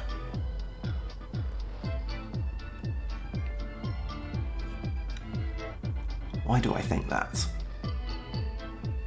It's less spammable. You can only use it once every so often. It's ruthlessly efficient. By the time we get to using it, saving power isn't really going to be much of a concern.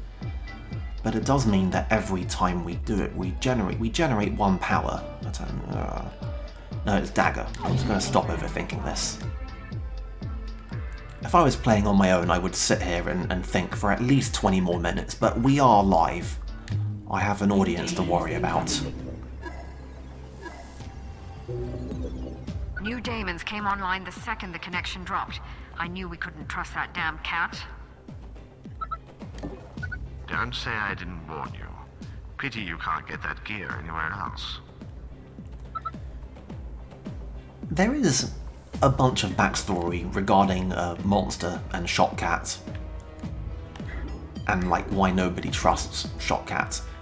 The game makes a point of never ruling out the possibility of Shotcat being like an actual cat that like uploaded its consciousness onto the internet. Like, I don't know why it's so insistent on not ruling that out.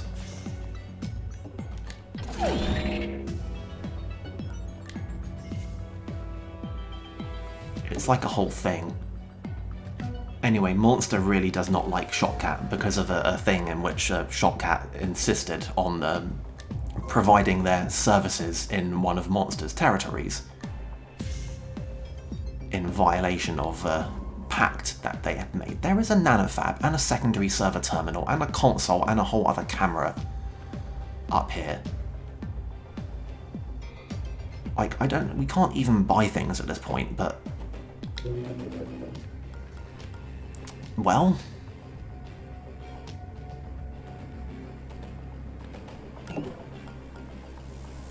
oh, I'm gonna need to get over there first.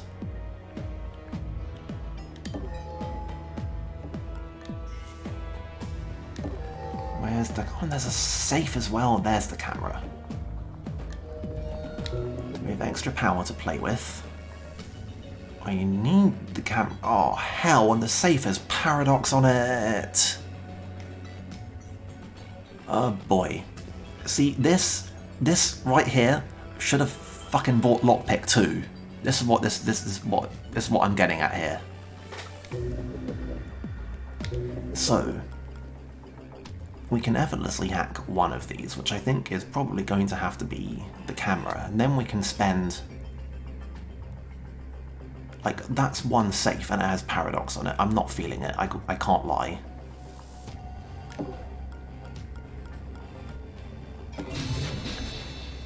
I can then spend 6 more power hacking the nanofab.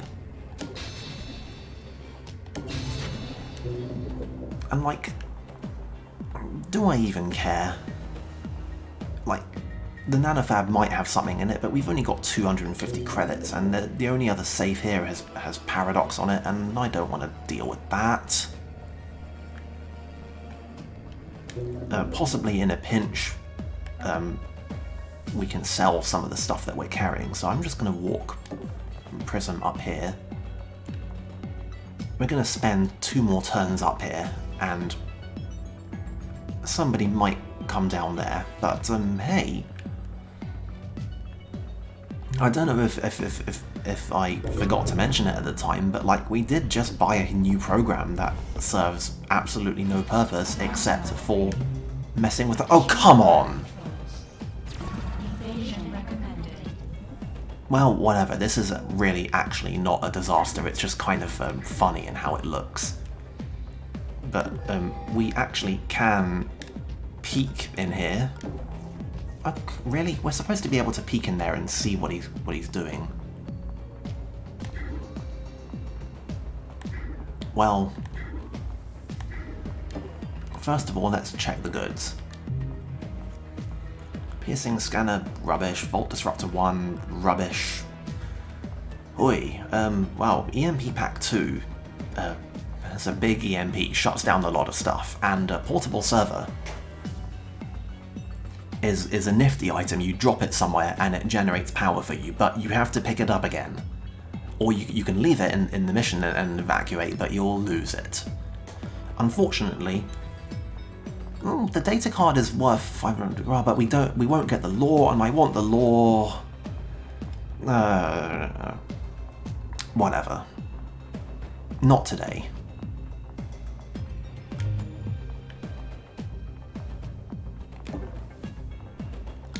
And I don't think we will be investigating the server terminal. So what we're going to do is international, just in case the guy comes out there. When a new guard spawns, I think I mentioned this, they start with an interest point, which they will walk to, and then they will go on a patrol route of some kind, which we will we don't get to know in advance, but it's out there somewhere and he'll go to it. We can only observe him once per turn.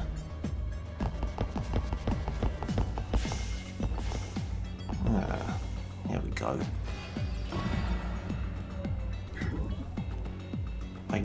Okay, yeah, there he goes.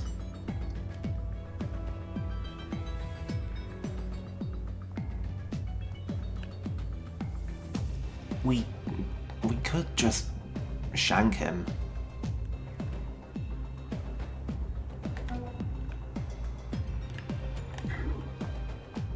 Like, I can't lie, I am feeling pretty fucking done with all this. You see that? I don't know, did you see that?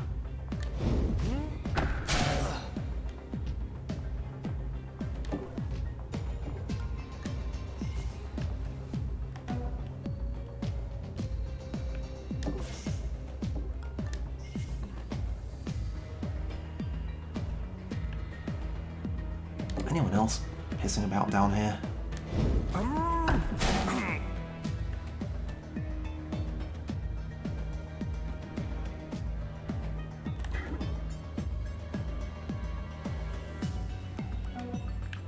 What I really don't like, this guy.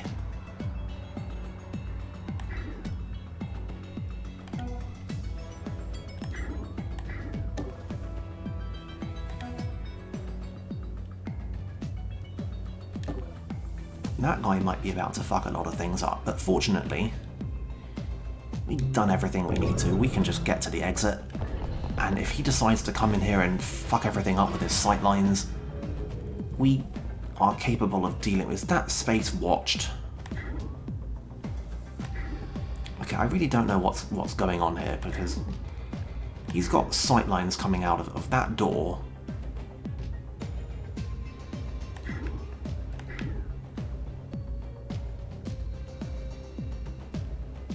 And Internash is not nearly able to deal with that. Unless she sprints. Okay. We can deal with this by exploiting the fact that the enemy is tenacious, but they have a very short memory. So unless the game is actually lying to me about this space not technically being watched, in which case, for the record, I still have a plan. What we can do is we can sprint into Nash the whole way in here. Right, see? I fucking thought the game was probably lying to me. Anyway, Prism is ideally positioned to just close this door in his face.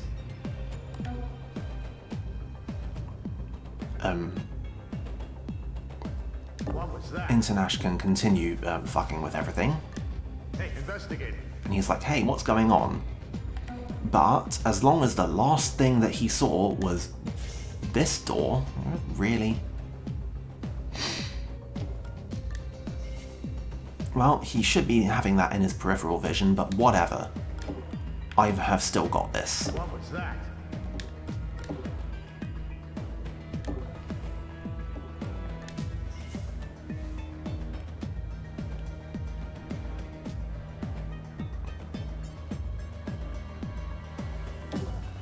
Didn't even need ping.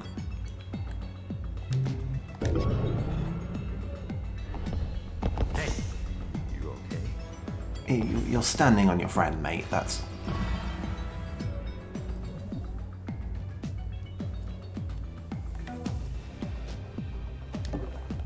whatever.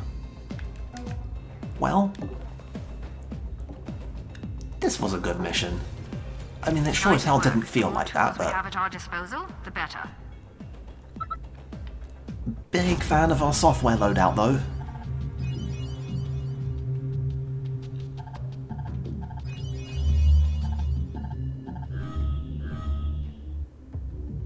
Look at that. We spent a bunch of money, but we actually came out of this with a profit.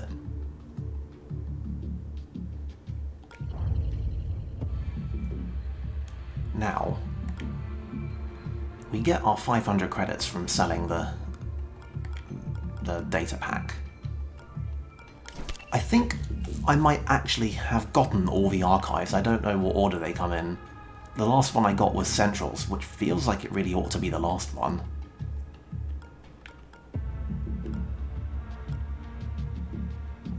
I feel like if International's going to be carrying around that cloaking rig, then she should have an extra storage space.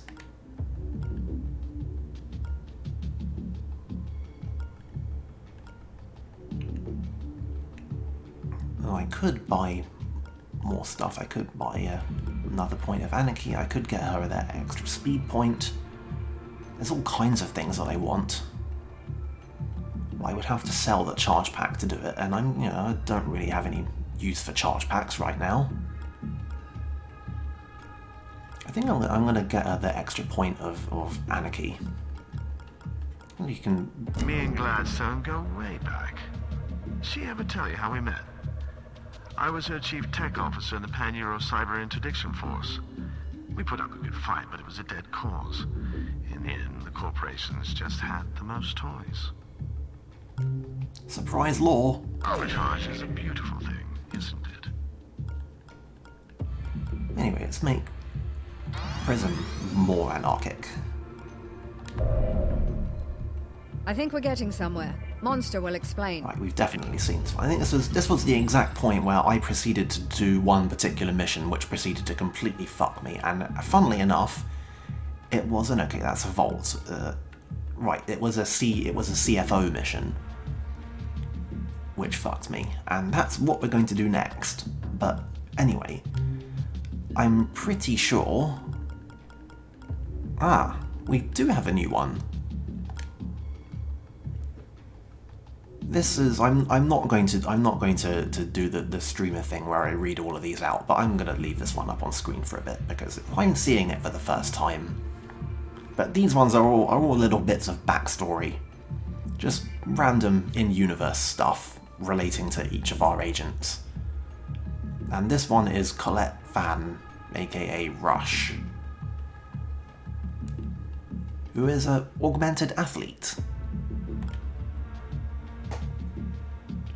Which, I mean, of course that would be a thing.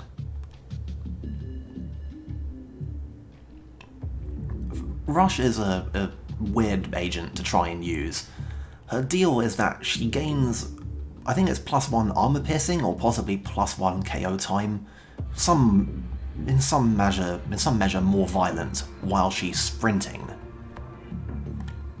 So yeah, that's kind of weird to use. It does mean that she can do basic armor piercing with an ordinary disruptor, so, that's something.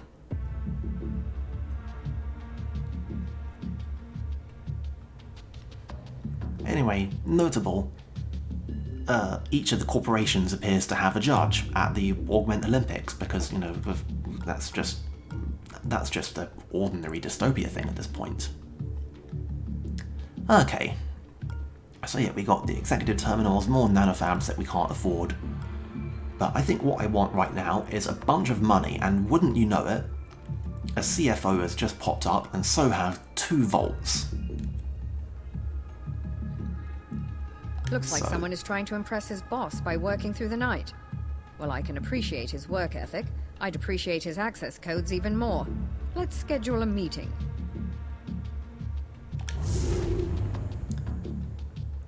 Okay, who wants to take bets on if this is going to on if this is going to fuck me over as much as it did last time. Last time, incidentally, there were like 2 guards right in the starting room, and they were technically avoidable if I had known from the beginning that they were there. But as it was, and it just went completely downhill, and the thing just kept snowballing, and I was able to stall it out for like 26 turns before finally surrendering.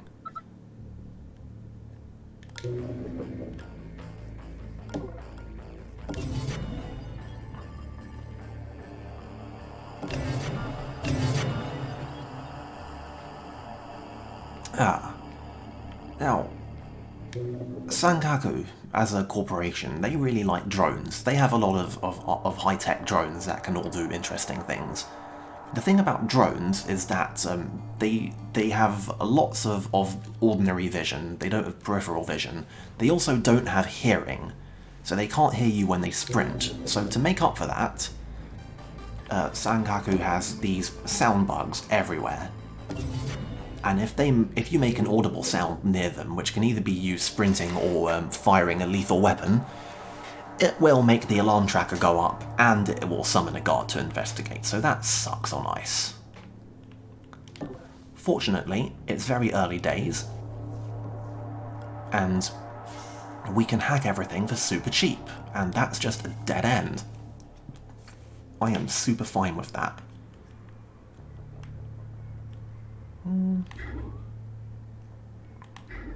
Oh, that seems too ballsy even for me.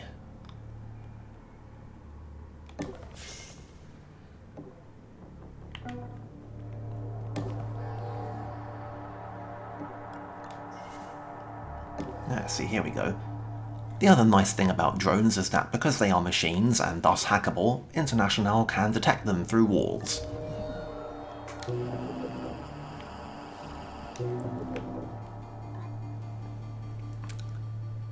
So yeah, drones. They're vague motherfuckers. They're not gonna get real bad for a while though. Oh yeah, also they do the short-range scan thing, so when they're investigating, they don't tend to spot you over very long distances, but they do like to detect you behind cover, so watch out for that.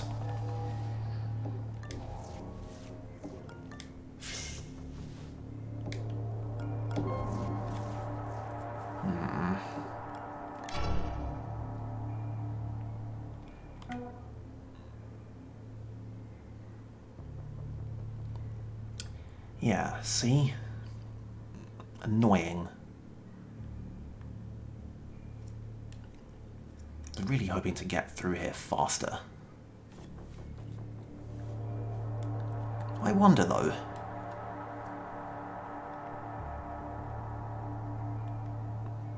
I'm never certain what the range of sound bugs is.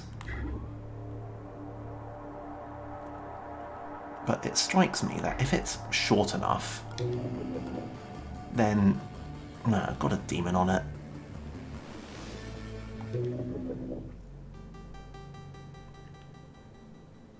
But yeah, it strikes me that we might have been able to hack the sound bug and then sprint into the room.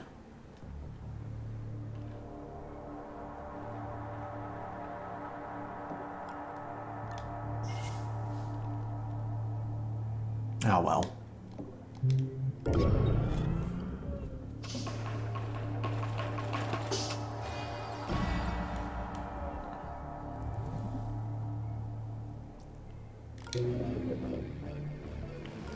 Oh, I can remove one firewall from him.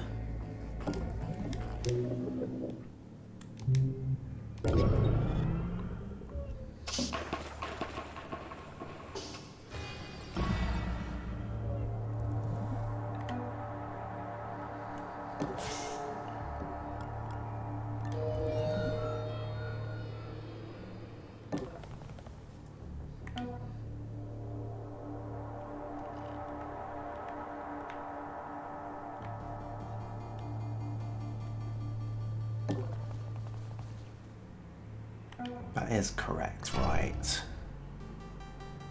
Yes. Okay.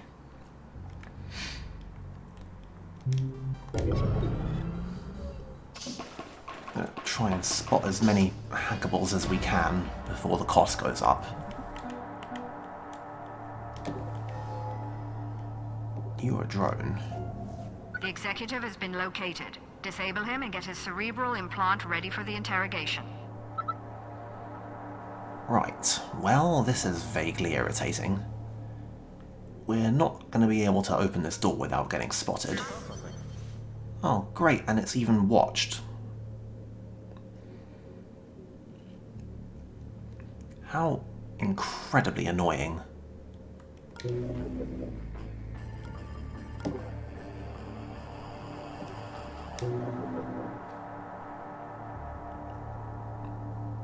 Well, I guess it's time to actually use this cloaking rig.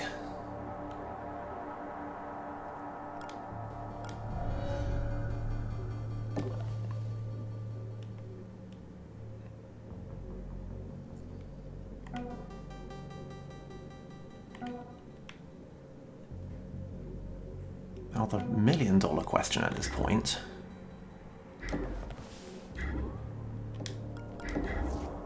is who's going to do what?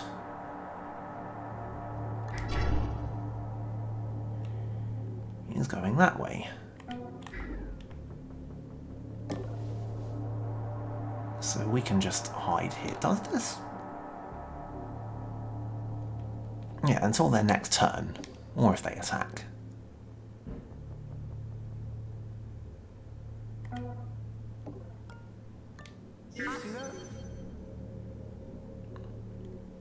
And that camera drone is going to be annoying, but... whatever, look, I'm gonna use it to do some scouting. Because we're running up against the limit of our cheap time here. The executive isn't getting out of the room.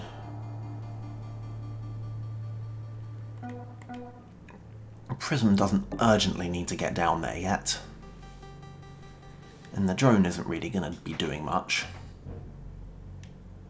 I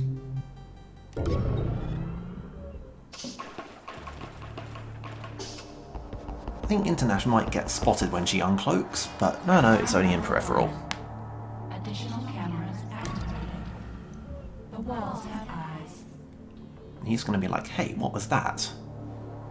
Or is he?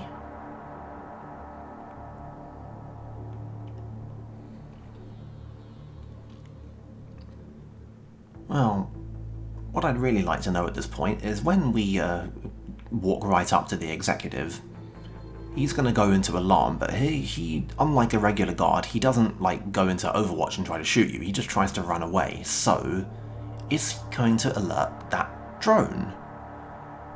Let's find out. Our cover is blown and the target is running. Stop him. If he gets to a security entrance, we're going home empty-handed. Oh. The experiment has resulted in success.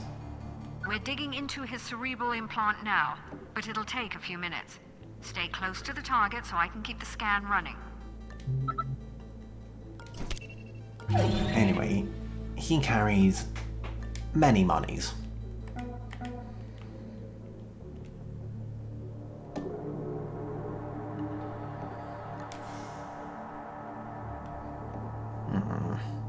There's a camera in there.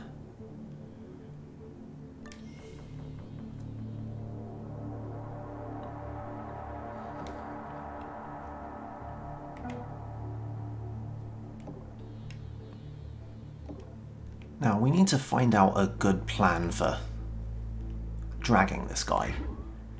Because 3 turns into his 6th turn scan, he's going to send out an alert, which will make an enforcer spawn and run to wherever he was. So we would very much like to not be in that place, if we can avoid it. Unfortunately, there's not a whole lot of great hiding places in here. And we kind of have to deal with that.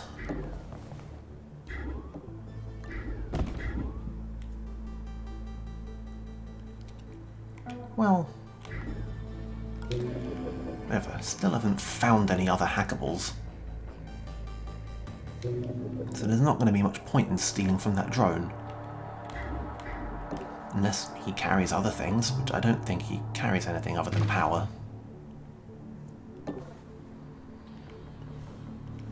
Ah well.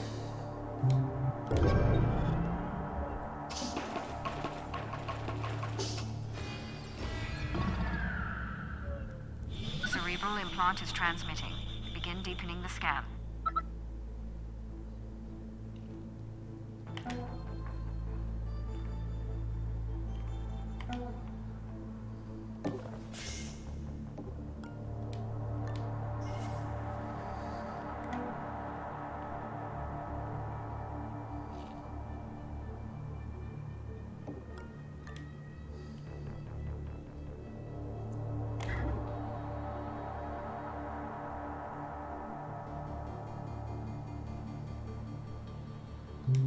Actually, let's leave it there.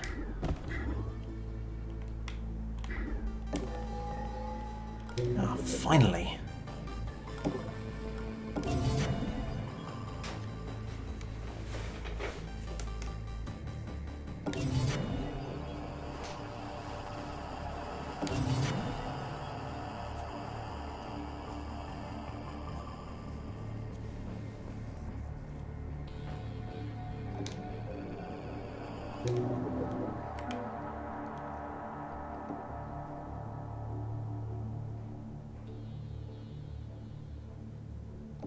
Oh, we're not going to get another shot at stealing from that drone, I don't think.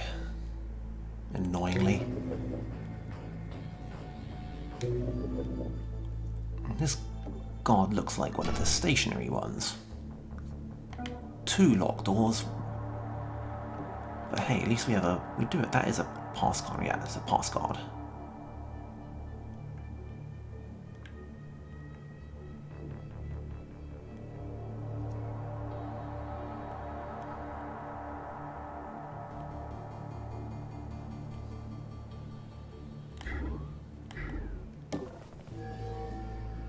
When it comes to it, I'm just going to hack that drone again.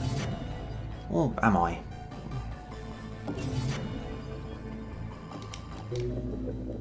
Okay, no, that's the exit. So I guess literally everything else, including every safe on this level, wherever the hell it is, must be over here somewhere. Which means that also must be where the guard elevator is, which means that also must be where the enforcer's going to come from. Well, actually we can live with this, because if the enforcer has to make a long run, then we can move away from the executive in the time it takes for us to get there, for him to get there. And we have ways of evading him.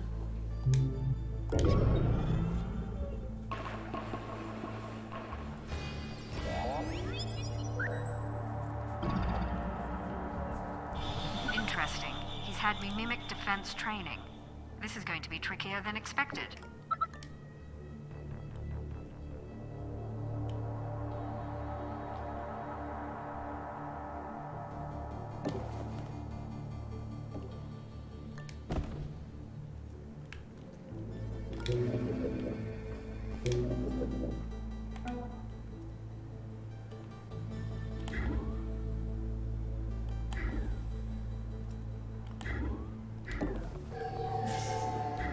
Yeah, there everything is. This is why I always bring International. She's just so good at passively finding stuff.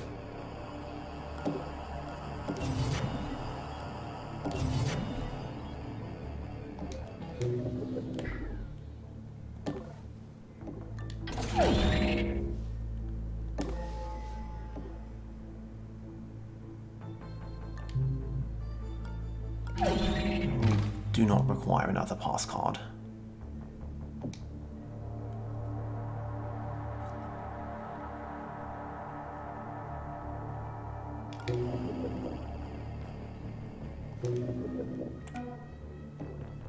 What are you doing, drone? Okay, fine. I mean, this seems like it could all very quickly go wrong. but for the time being it's holding steady. I hear another Okabe drone. Reinforcements arrive. Damn it, he got his signal out. Expect more company soon. Yeah, this is fine. That guy's gonna take at least 2 turns, maybe even 3 to get down here.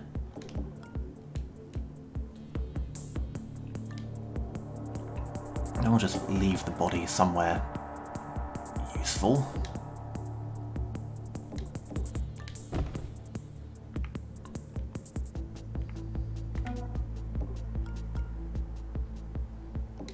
Do I even need to KO that guy?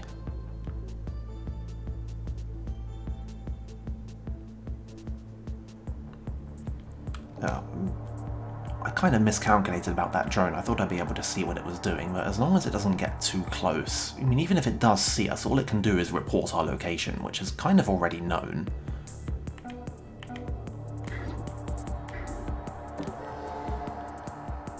Ah.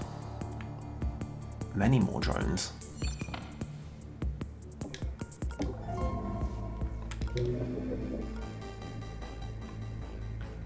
This is a time when I'd really like to have Data Blast, but yeah.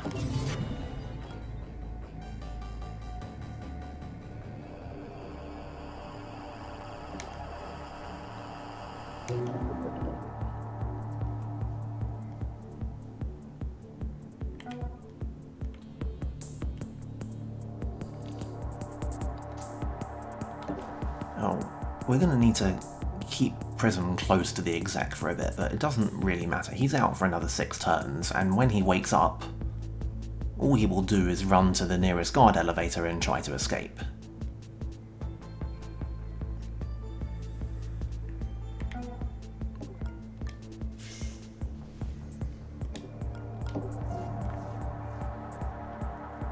Yeah. It's just kind of an annoying room, really. I wonder if it's worth hacking that Okabe drone just to get eyes down there. It'll be annoying when it goes into hunting mode later. But I think it's worth the irritation. And a secondary server terminal.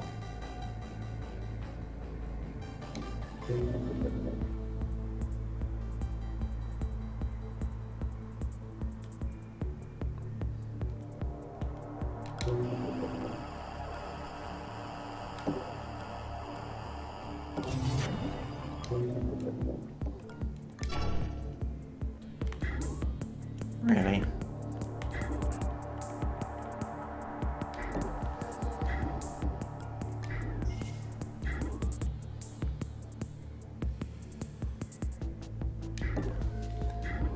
Well, this is going to be interesting in one of those weird ways.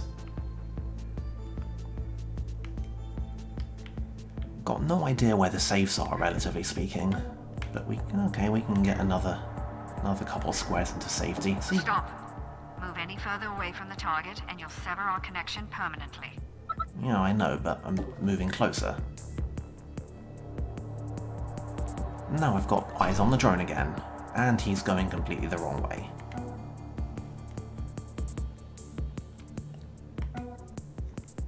Well, the layout down here can't be very much more complex.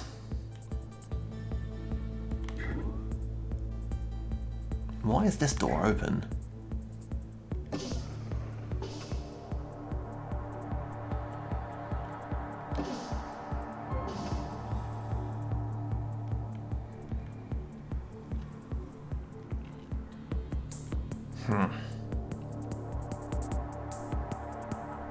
Well, I can't say I'm particularly enticed by the secondary server terminal.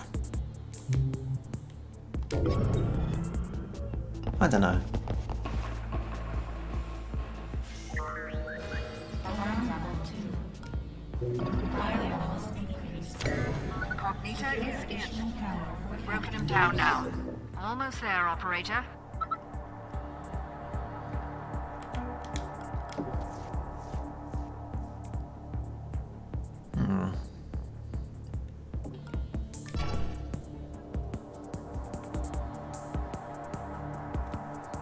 Okay, you're going in here, that's fine. Internash can check out the nanofat. Oh, come on.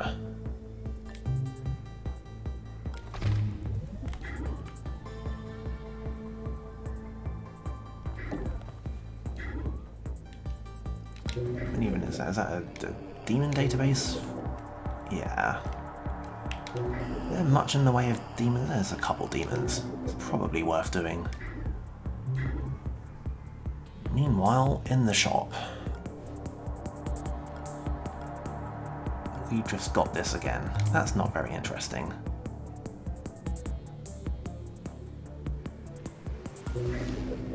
Well, we're gonna burn a bunch of power hacking an Agape drone, thus giving ourselves another irritated guard to have to deal with. And I'm not even wholly sure that it's going to have been worth it in the end.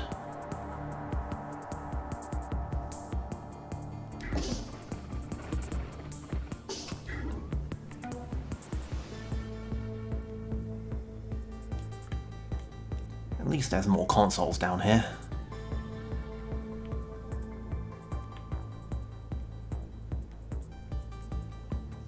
Right, can't move Prism away yet. Well, probably can, but only a little and not really meaningfully very much.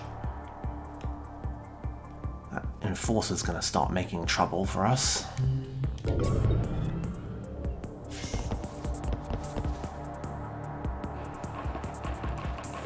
Oh right, we have to actually go to the body to get them. The data is starting to come in now. Just a little longer.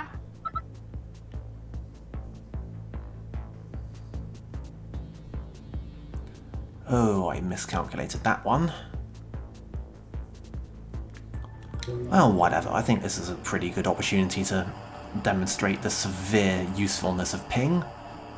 We just press a button and suddenly he forgets all about his unconscious boss and goes to investigate what was that sound.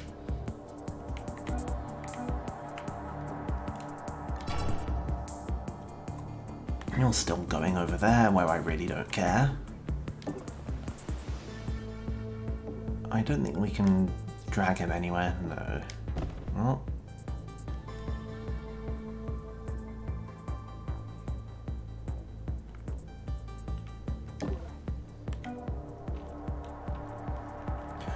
Well, let's find out what we pissed off a drone for. Hey, 2 entire safes. That's, you know...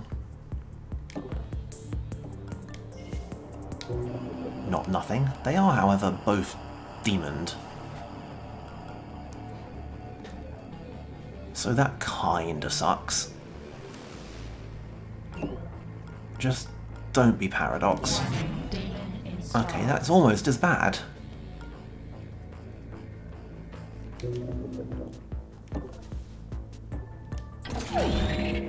Five turns of +2 power per program use. That's just fucking peachy. We're gonna need an extra power to hack that. We'll have to deal with the drone without any more power. There's 2 safes down here and a secondary server terminal, a couple consoles, so we can make some progress with it. But not really feeling it.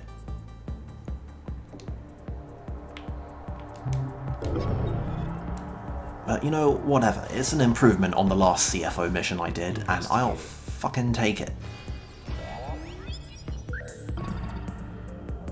We've got the vault passcodes. I've ejected a mem chip from his port. Grab it and get the hell out of there.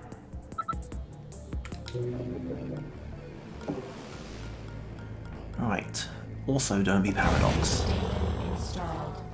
Yeah, whatever. All Mask really actually does is, rather than... it's not like demons are hidden. We already can't tell what they are, normally. The big thing that it does is it stops us from knowing what things they're on.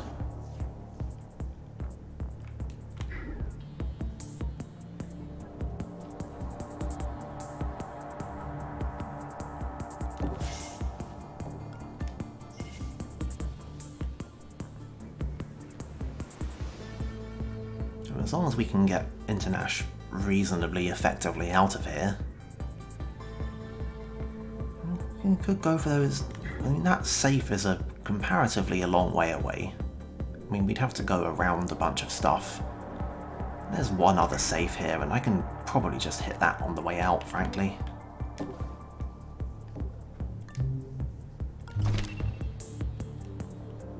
Meanwhile, Prism's got the goods. The Enforcer's going to be here in another turn, and we would really like to have Prism out of visual range when that happens.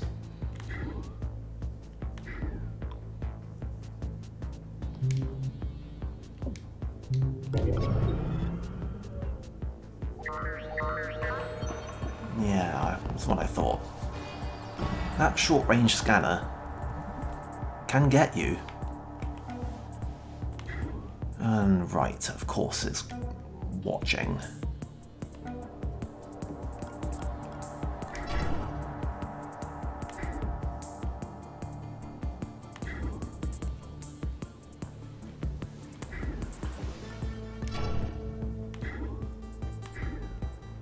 Well, we're going to have to play silly buggers with an Okabe drone, which is a thing you don't really want to have to be doing.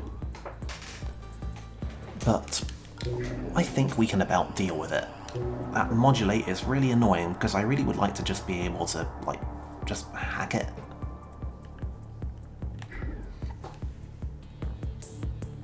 But hey.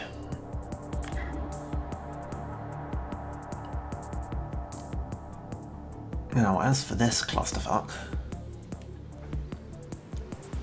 might be able to have Prism help out down there.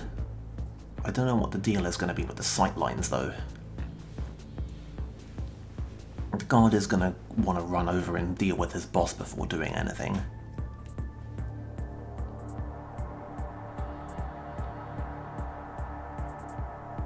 I think as long as we can get Internash out of there without her being shot, the camera drone will be down here. So I think I'm gonna have Prism pull back.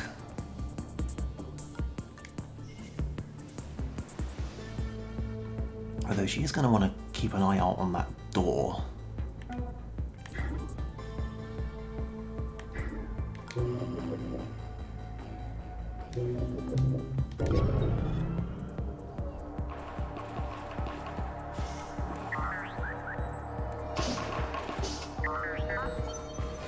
And we are just about to hit the cooldown on that cloak.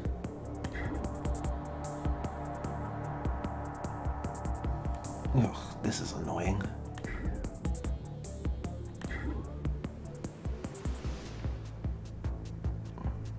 Let's see. Oh. See, if we can't make it into cover in time, then we risk getting shot, which I don't like, but we've also...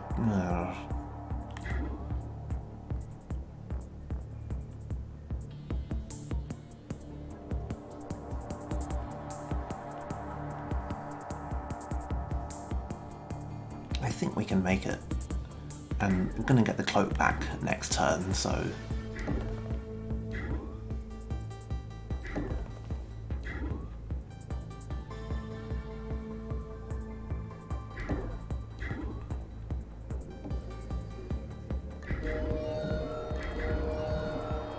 Then we have enough power to maybe actually do something. Yeah, exactly enough AP to make it. Spectacular. Probably still gonna get spotted, but whatever.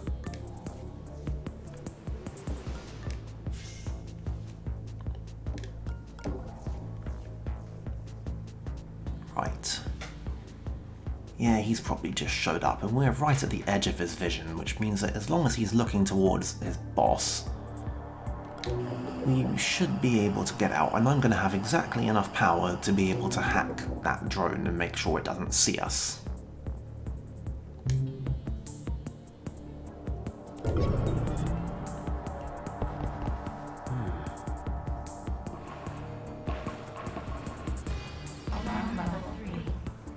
Additional guard patrols. Stay out of their way. That's weird. Oh. That explains that. I thought that was the end of the turn.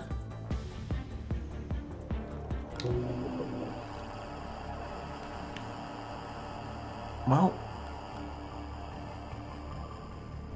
I guess we're not gonna do the server terminal, are we?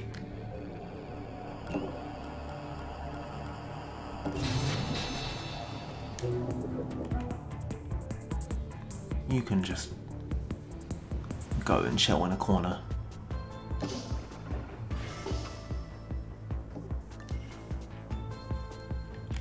I just wondered if just for fun if I couldn't shoot that guard, but... eh.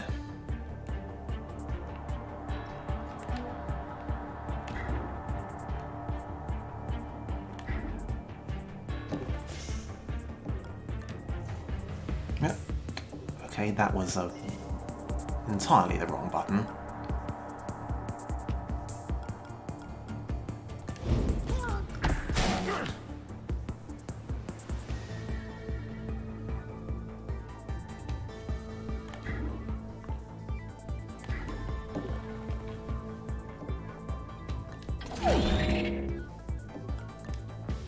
Okay.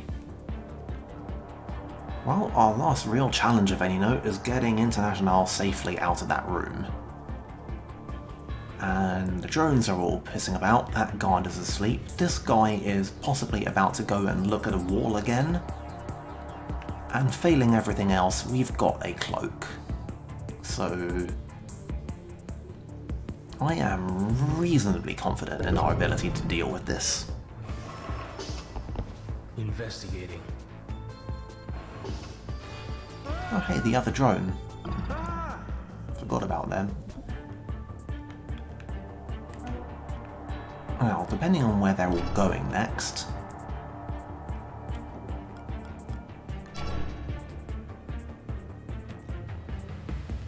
yeah, this is fine. They're not even going down this way.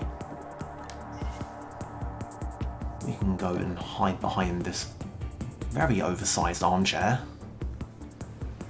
If for some reason somebody tries to look this way, we can cloak.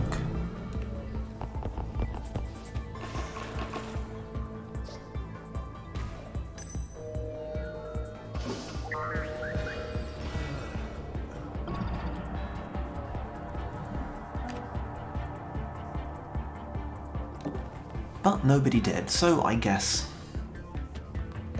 that's all for this mission.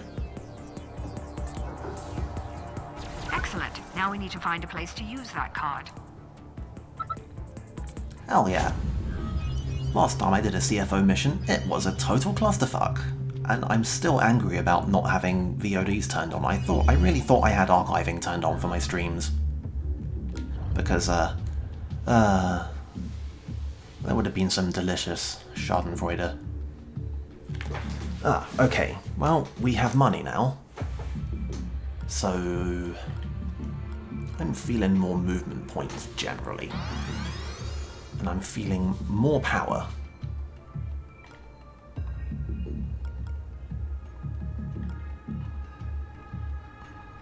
But honestly, I'm actually feeling more money before any of that.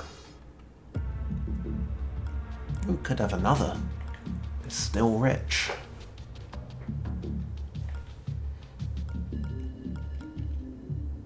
And what is up with this display?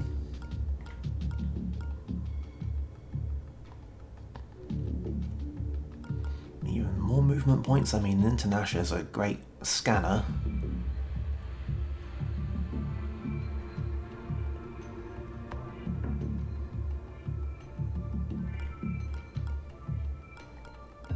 Yeah, let's have another movement point.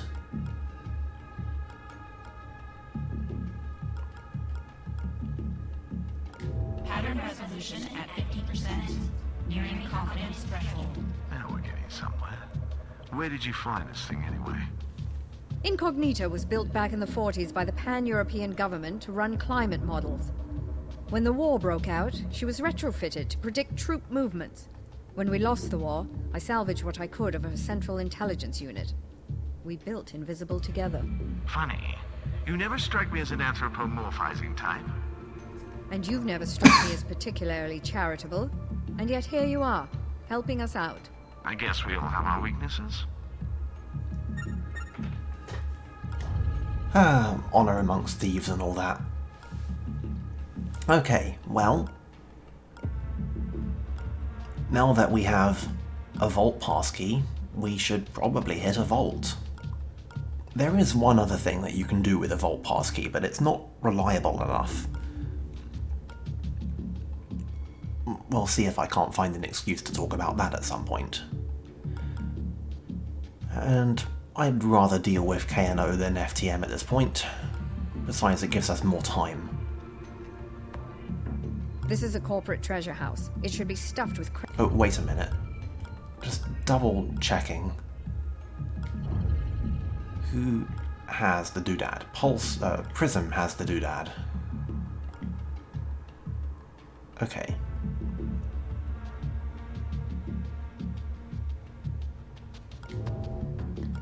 It's extremely embarrassing to go This is a corporate treasure house. into a vault It should be mission stuffed with credits and valuable artifacts forget that the would do doodad. far more good in our coffers.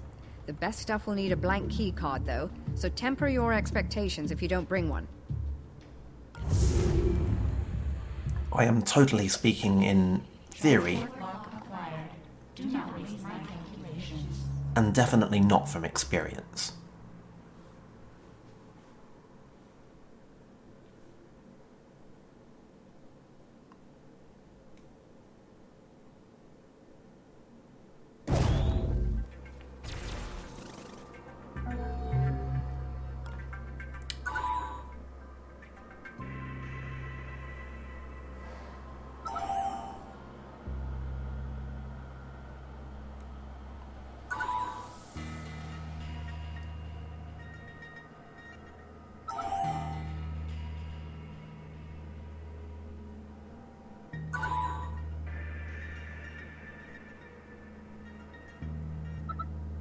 I think it's a shame that this game takes such a joking tone with International's boundless social conscience. It just seems like it would be a nice thing for a character to have. Is that man walking in here? Oh, fucking course he is. And he's looking right at the door.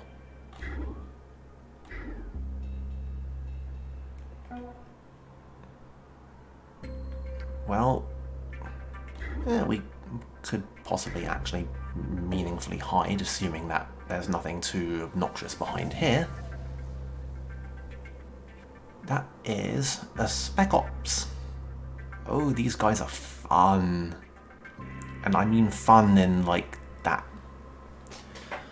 I guess, kind of a software developer kind of way. And he patrols, that's lovely. Okay. So, Spec Ops guards have 180 degrees of vision, and weirdly, that entire field of vision is primary vision. So, they don't have a peripheral vision to exploit. And I don't know how I feel about that.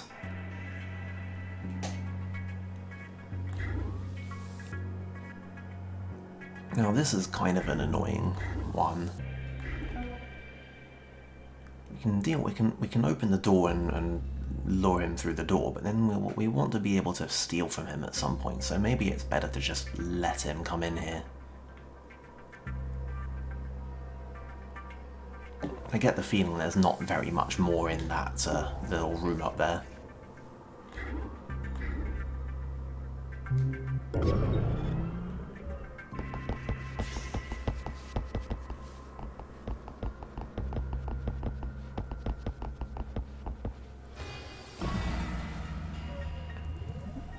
Actually is our anarchy situation. It's 3 on everyone, I think.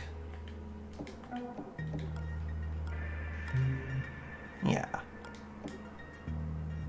In other words, it notably does not matter who steals from a guard.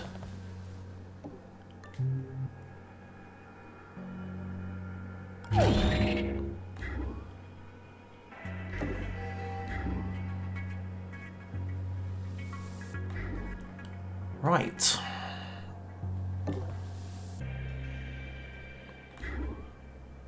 Oh, this is going to be kind of annoying, isn't it?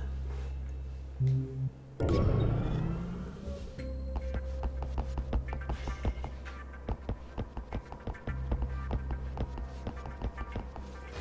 are 2 guards in there.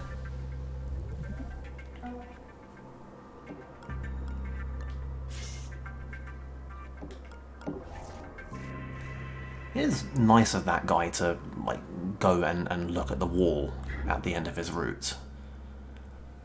It's just a shame about the whole thing where, like, he's got absolutely nothing. I can't get near him and then get away.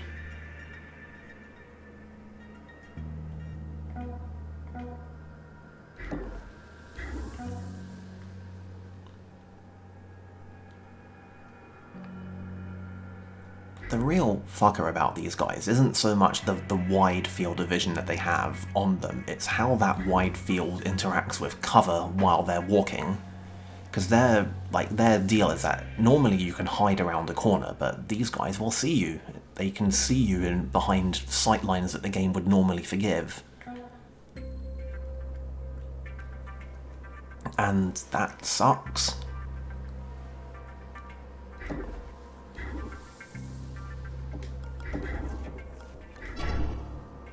He's going straight and he's going to turn, so...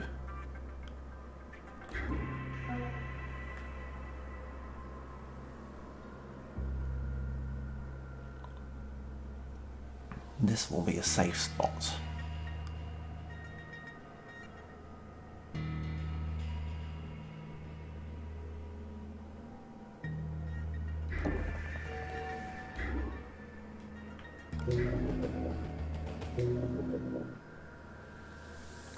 Ah, it's nice when a mission just immediately starts out being fun, isn't it?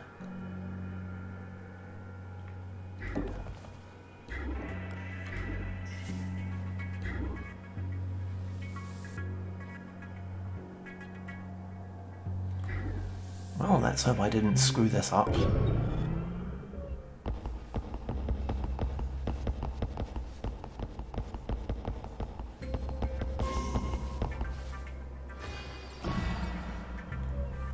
Right. And now we have one turn to try and figure out what the hell's going on in there before he comes back. And we don't have the space to get up there. He will see us if we're anywhere near that door when he comes out. Yeah, I'm gonna go ahead and say that this sucks.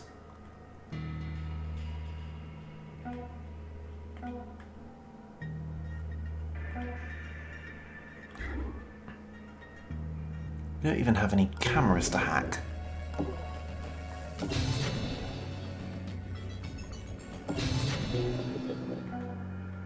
Fortunately, our AP supply on Prism might be notably useful here.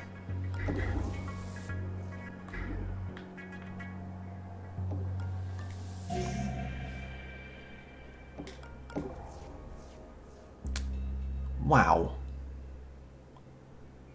That's just complete shit. How the fuck are we going to get through there?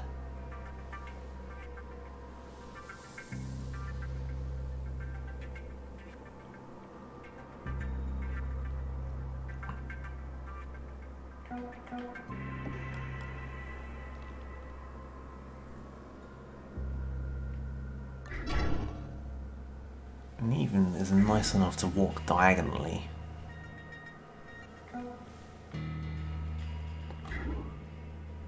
Oh. We might have to be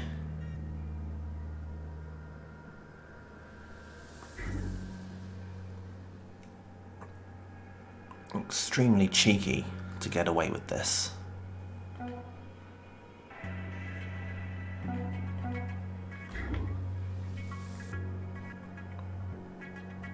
Gets us 2.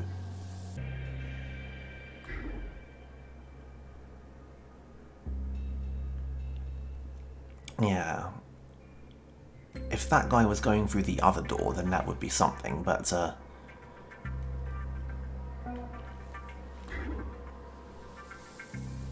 unfortunately he's going to go in there, and even if we get International here, like, we have no idea what's on the other side of that door.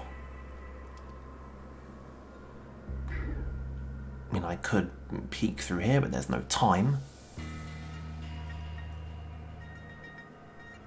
It seems as though the optimal path here is the violent one. I'm definitely not forgetting armor this time.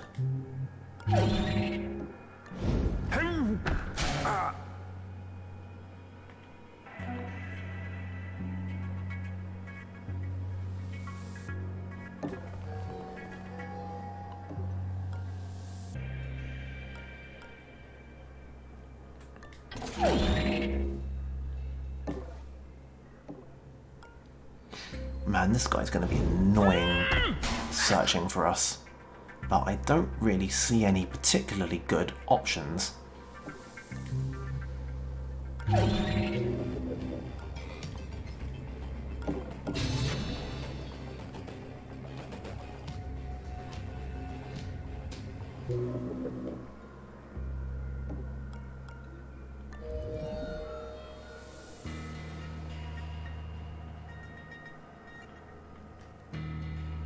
The good news is that I don't imagine the elevator's up there.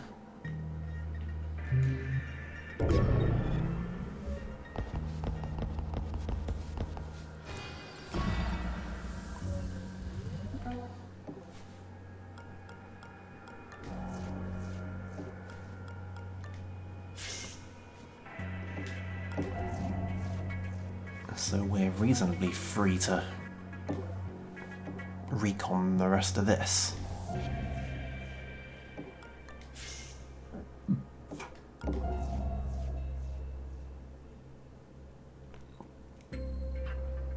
Like, seriously, where is literally everything?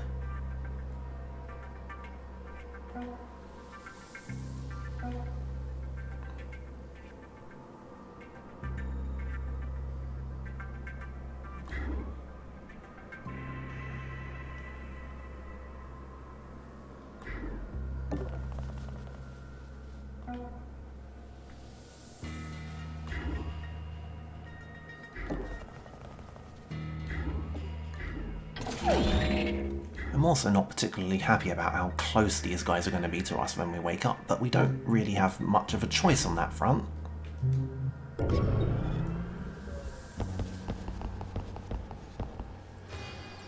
level 1. Additional cameras activated. The walls have eyes. Now, I'm banking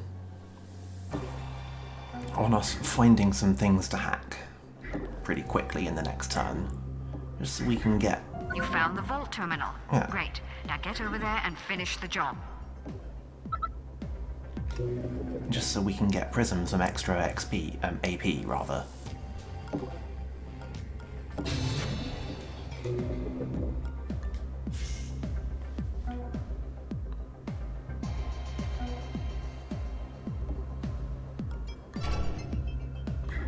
Yeah.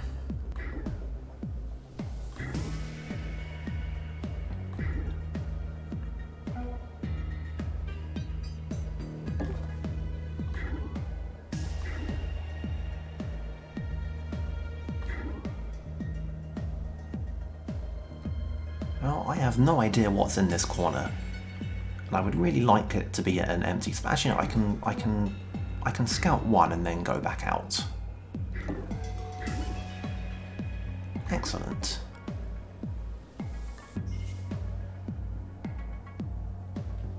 So where the hell's the elevator?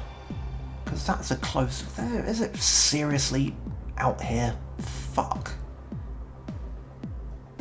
Well, shit. Oh no, there's another door in here. Well, that might be it. I really hope that's it.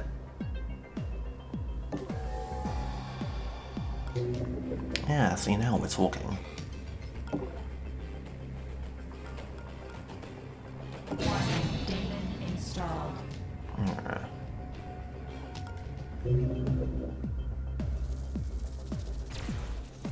You've got the goods, now don't dally. They are sending someone to investigate the security breach.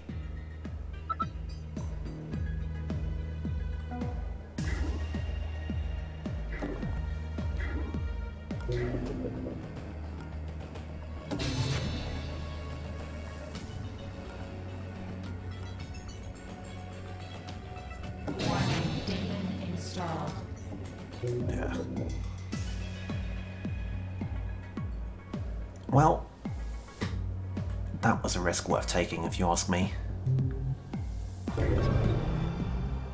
Enforcer's gonna be annoying, but...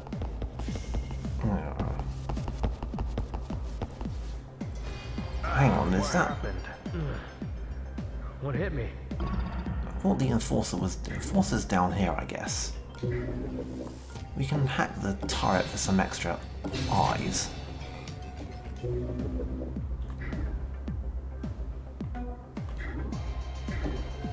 Ah, there's the power supply.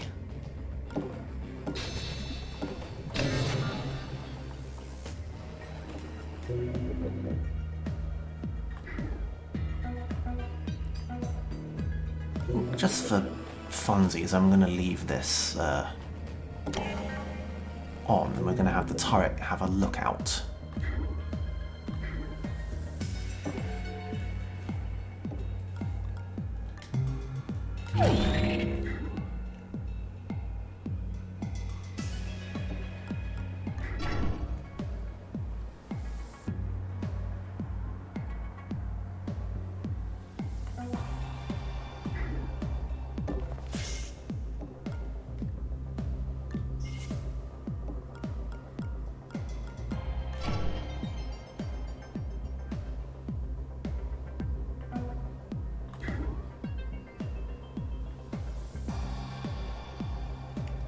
Yeah, this ought to work.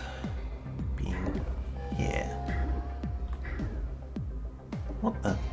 Oh right, that's part of all that, isn't it?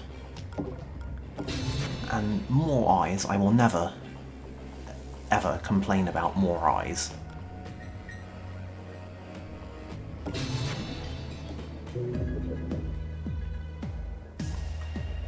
Now, as for Prism...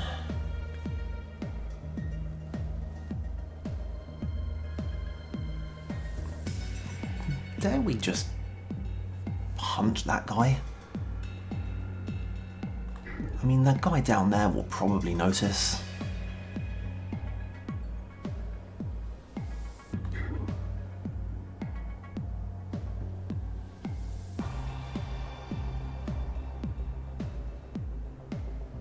And I'd rather not deal with that just yet.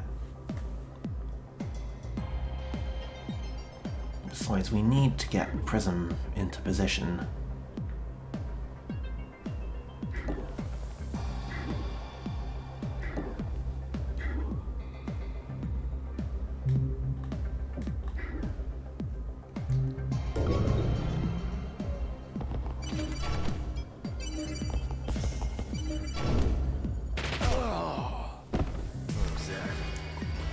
Well, that was moderately unexpected. I didn't know turrets could do that.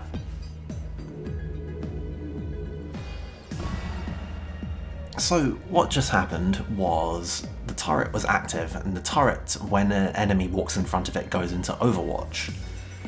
And how I thought friendly Overwatch worked is if the same target who moved makes another movement, then they will get shot. But apparently if anybody moves in front of it, they will just immediately get shot. So all told, I'm not really sure how I feel about that.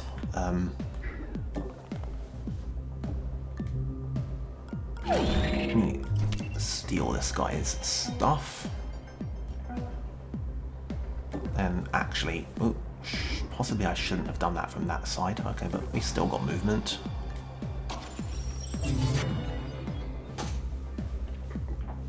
Open the deposit boxes. Loot the deposit boxes.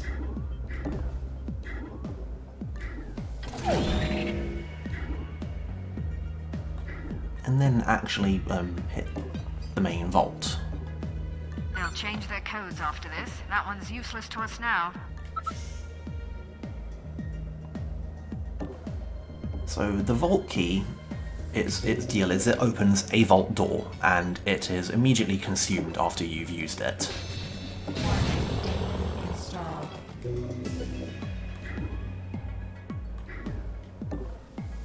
But inside the vault is typically more exciting things, usually more money in the form of like research experiments or other such. The nature of them is that they are worth a bunch of money, but you have to like pick them up. They will take up space in your inventory, and you have to extract them from the mission. But even if you don't bring a vault key card, there is usually stuff outside the main vault door. So the only real question now is what's going to happen with all the right. Alarm level 2. Well, Secure additional. This turret is compromised. so yeah, the enemies react more or less logically to the notion of a turret having shot their guys. So they'll be all like alarmed and stuff. Also, notably, turrets only have 2 ammo in them. This is a kind of an esoteric distinction, but an important one.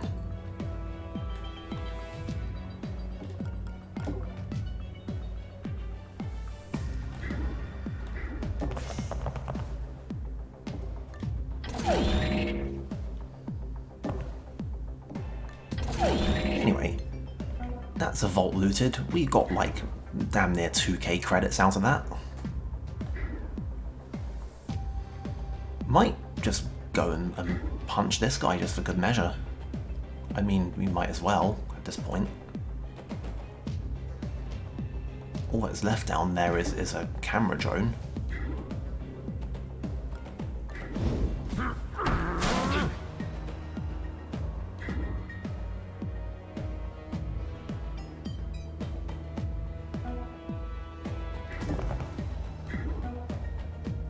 And like, I am of course seriously hoping that the elevator is down there. A chance to actually break a full 5 firewalls with our dagger.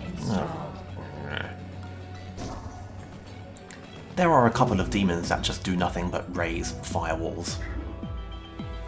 Rubik raises every firewall on the map by 1, and Castle raises 1 firewall on the map by 3.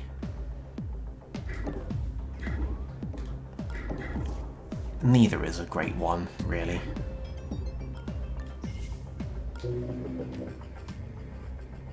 And seriously, where are the consoles? Where are they?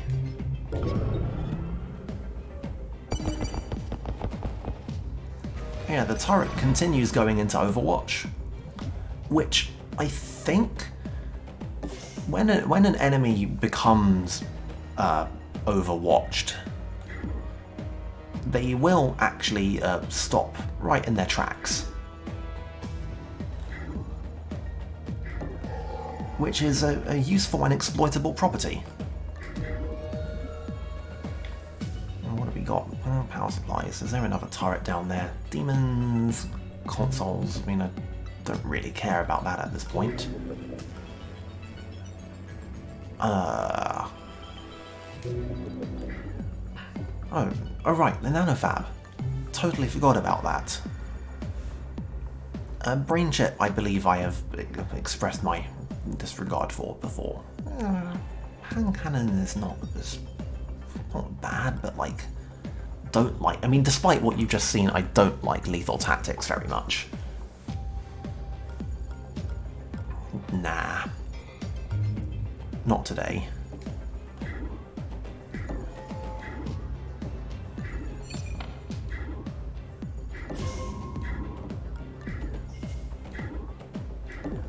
Oh, guess we found all the consoles.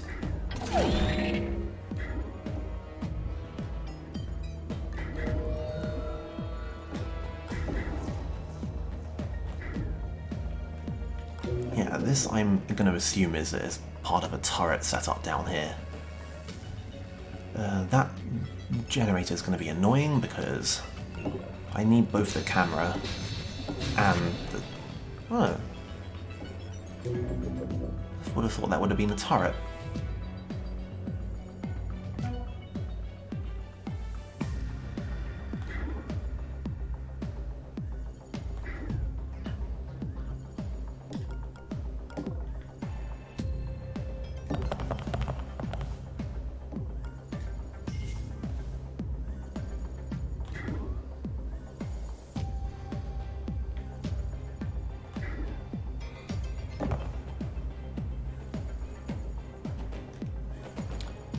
Well, sooner or later I'm going to figure out where the hell things are down here. That, I presume, yeah, you're coming in here, you're probably going to do your pulse bullshit, but...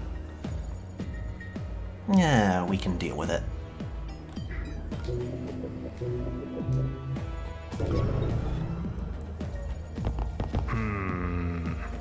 Looking around. Alarm level 3. Additional guard patrols. Stay out of their way. What hit me?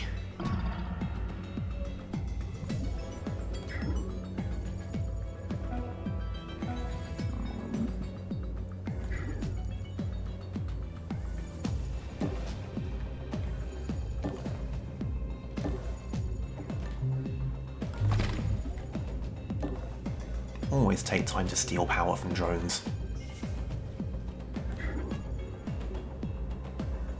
Oh boy, that might have been an error because I have no idea what that guard in there is going to do.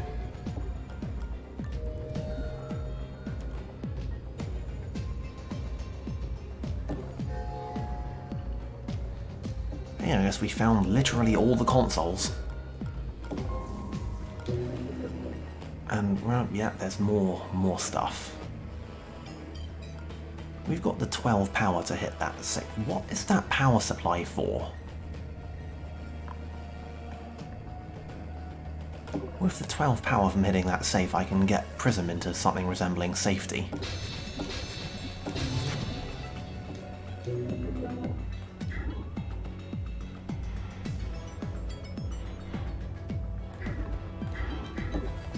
Get us as a safety, and she can peek through a door for me. Oh, for God's sake. I'm assuming that's going to be where the elevator is. And then there's all this.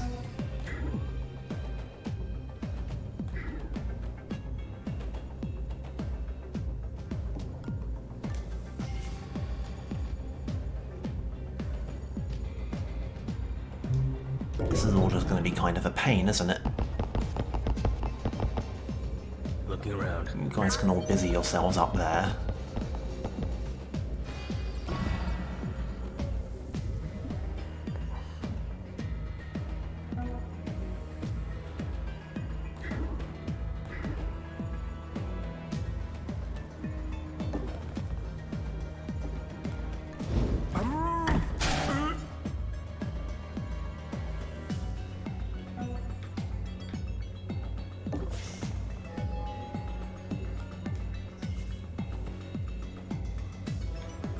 Really, this is all just... oh, more. Is there always more?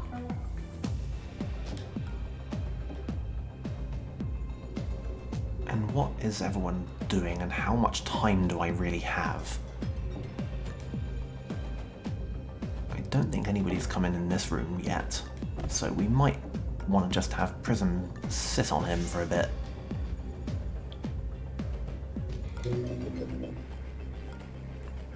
We're going to have our dagger back in another turn.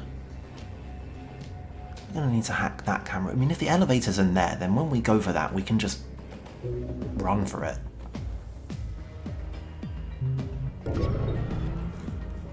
This turret is compromised.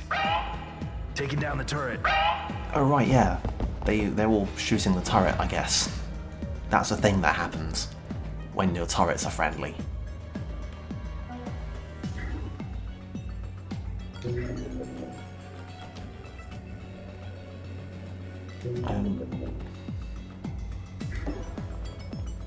Just make absolutely sure we're not dealing with any other bullshit in here.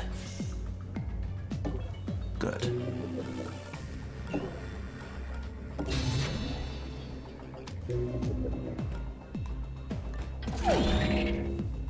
Nice.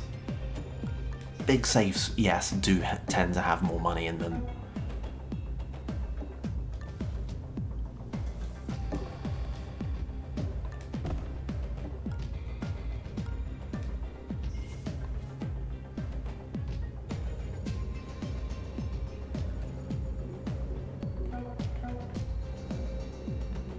Now,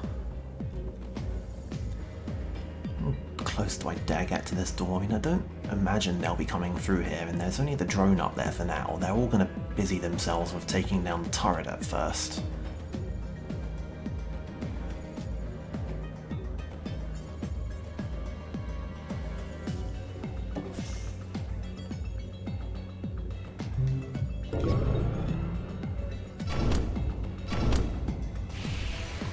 Turret cleared.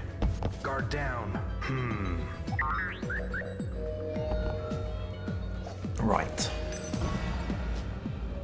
Now I imagine they're probably all going to come bursting through that fucking door, so this would be a great time to get the hell out.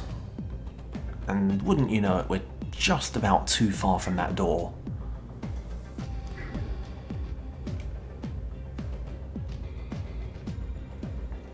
So I guess this is a pretty good time to break out ping. The drone won't care, but anyone who's in this room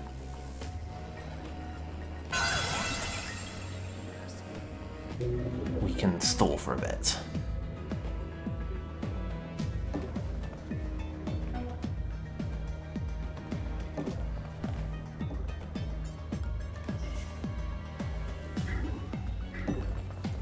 And that should give us just about enough time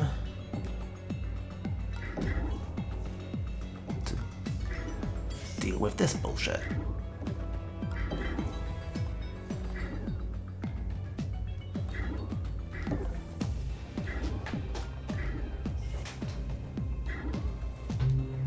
Okay. Investigating. Investigating. Looking around.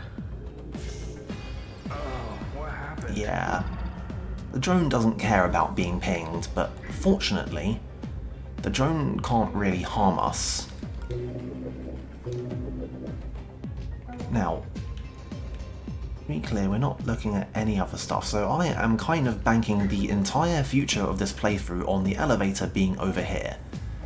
Because if it is not, then I am profoundly fucked.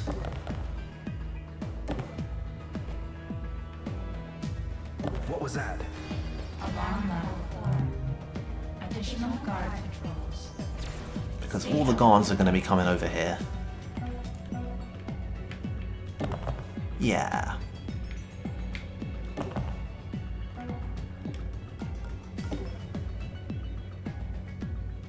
What was that?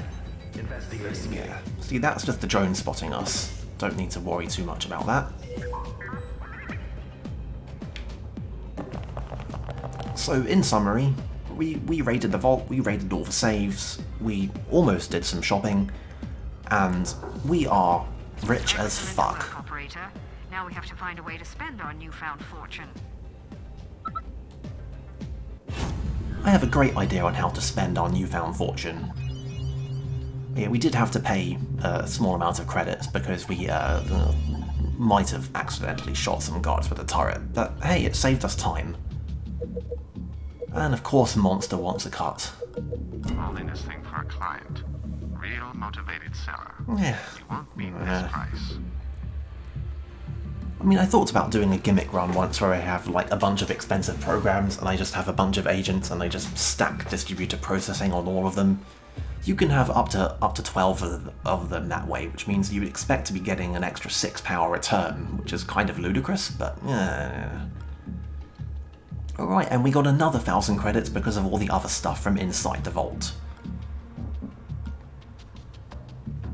So, we're going to want more hacking, on Internash. We're going to want definitely an extra carrying on Prison because it's so cheap. Probably an extra Anarchy on both of them. And one of them can go all the way up to Anarchy 5, which is hilarious because guards just start having items. Like, you can find Cloaking Rig 3 on a guard. It's kind of obscene. Or is it really time for that yet? Do I want to put something into speed? No, it's all good. We're always going to be getting money. So, note to self. Right, that was very weird. For a minute, it made it look as though International has max Anarchy, when actually she doesn't. This game has some weird UI bugs. Looks like we stirred up the hornet's nest. The Corps are aware of our presence and are doubling down on their security. Your job just got a lot tougher. Well, folks, on that triumphant note, I think that might have to be it for this stream. I succeeded magnificently at my task of not dying. I took some stupid risks. I walked into some walls that maybe I shouldn't have. But we've gone 3 hours, and I have gotten stuff done. We're on day 3 of, well, let's not get into that, but I think there's 5 full days that we have to play, and some change. So, thanks for watching me not fuck this up.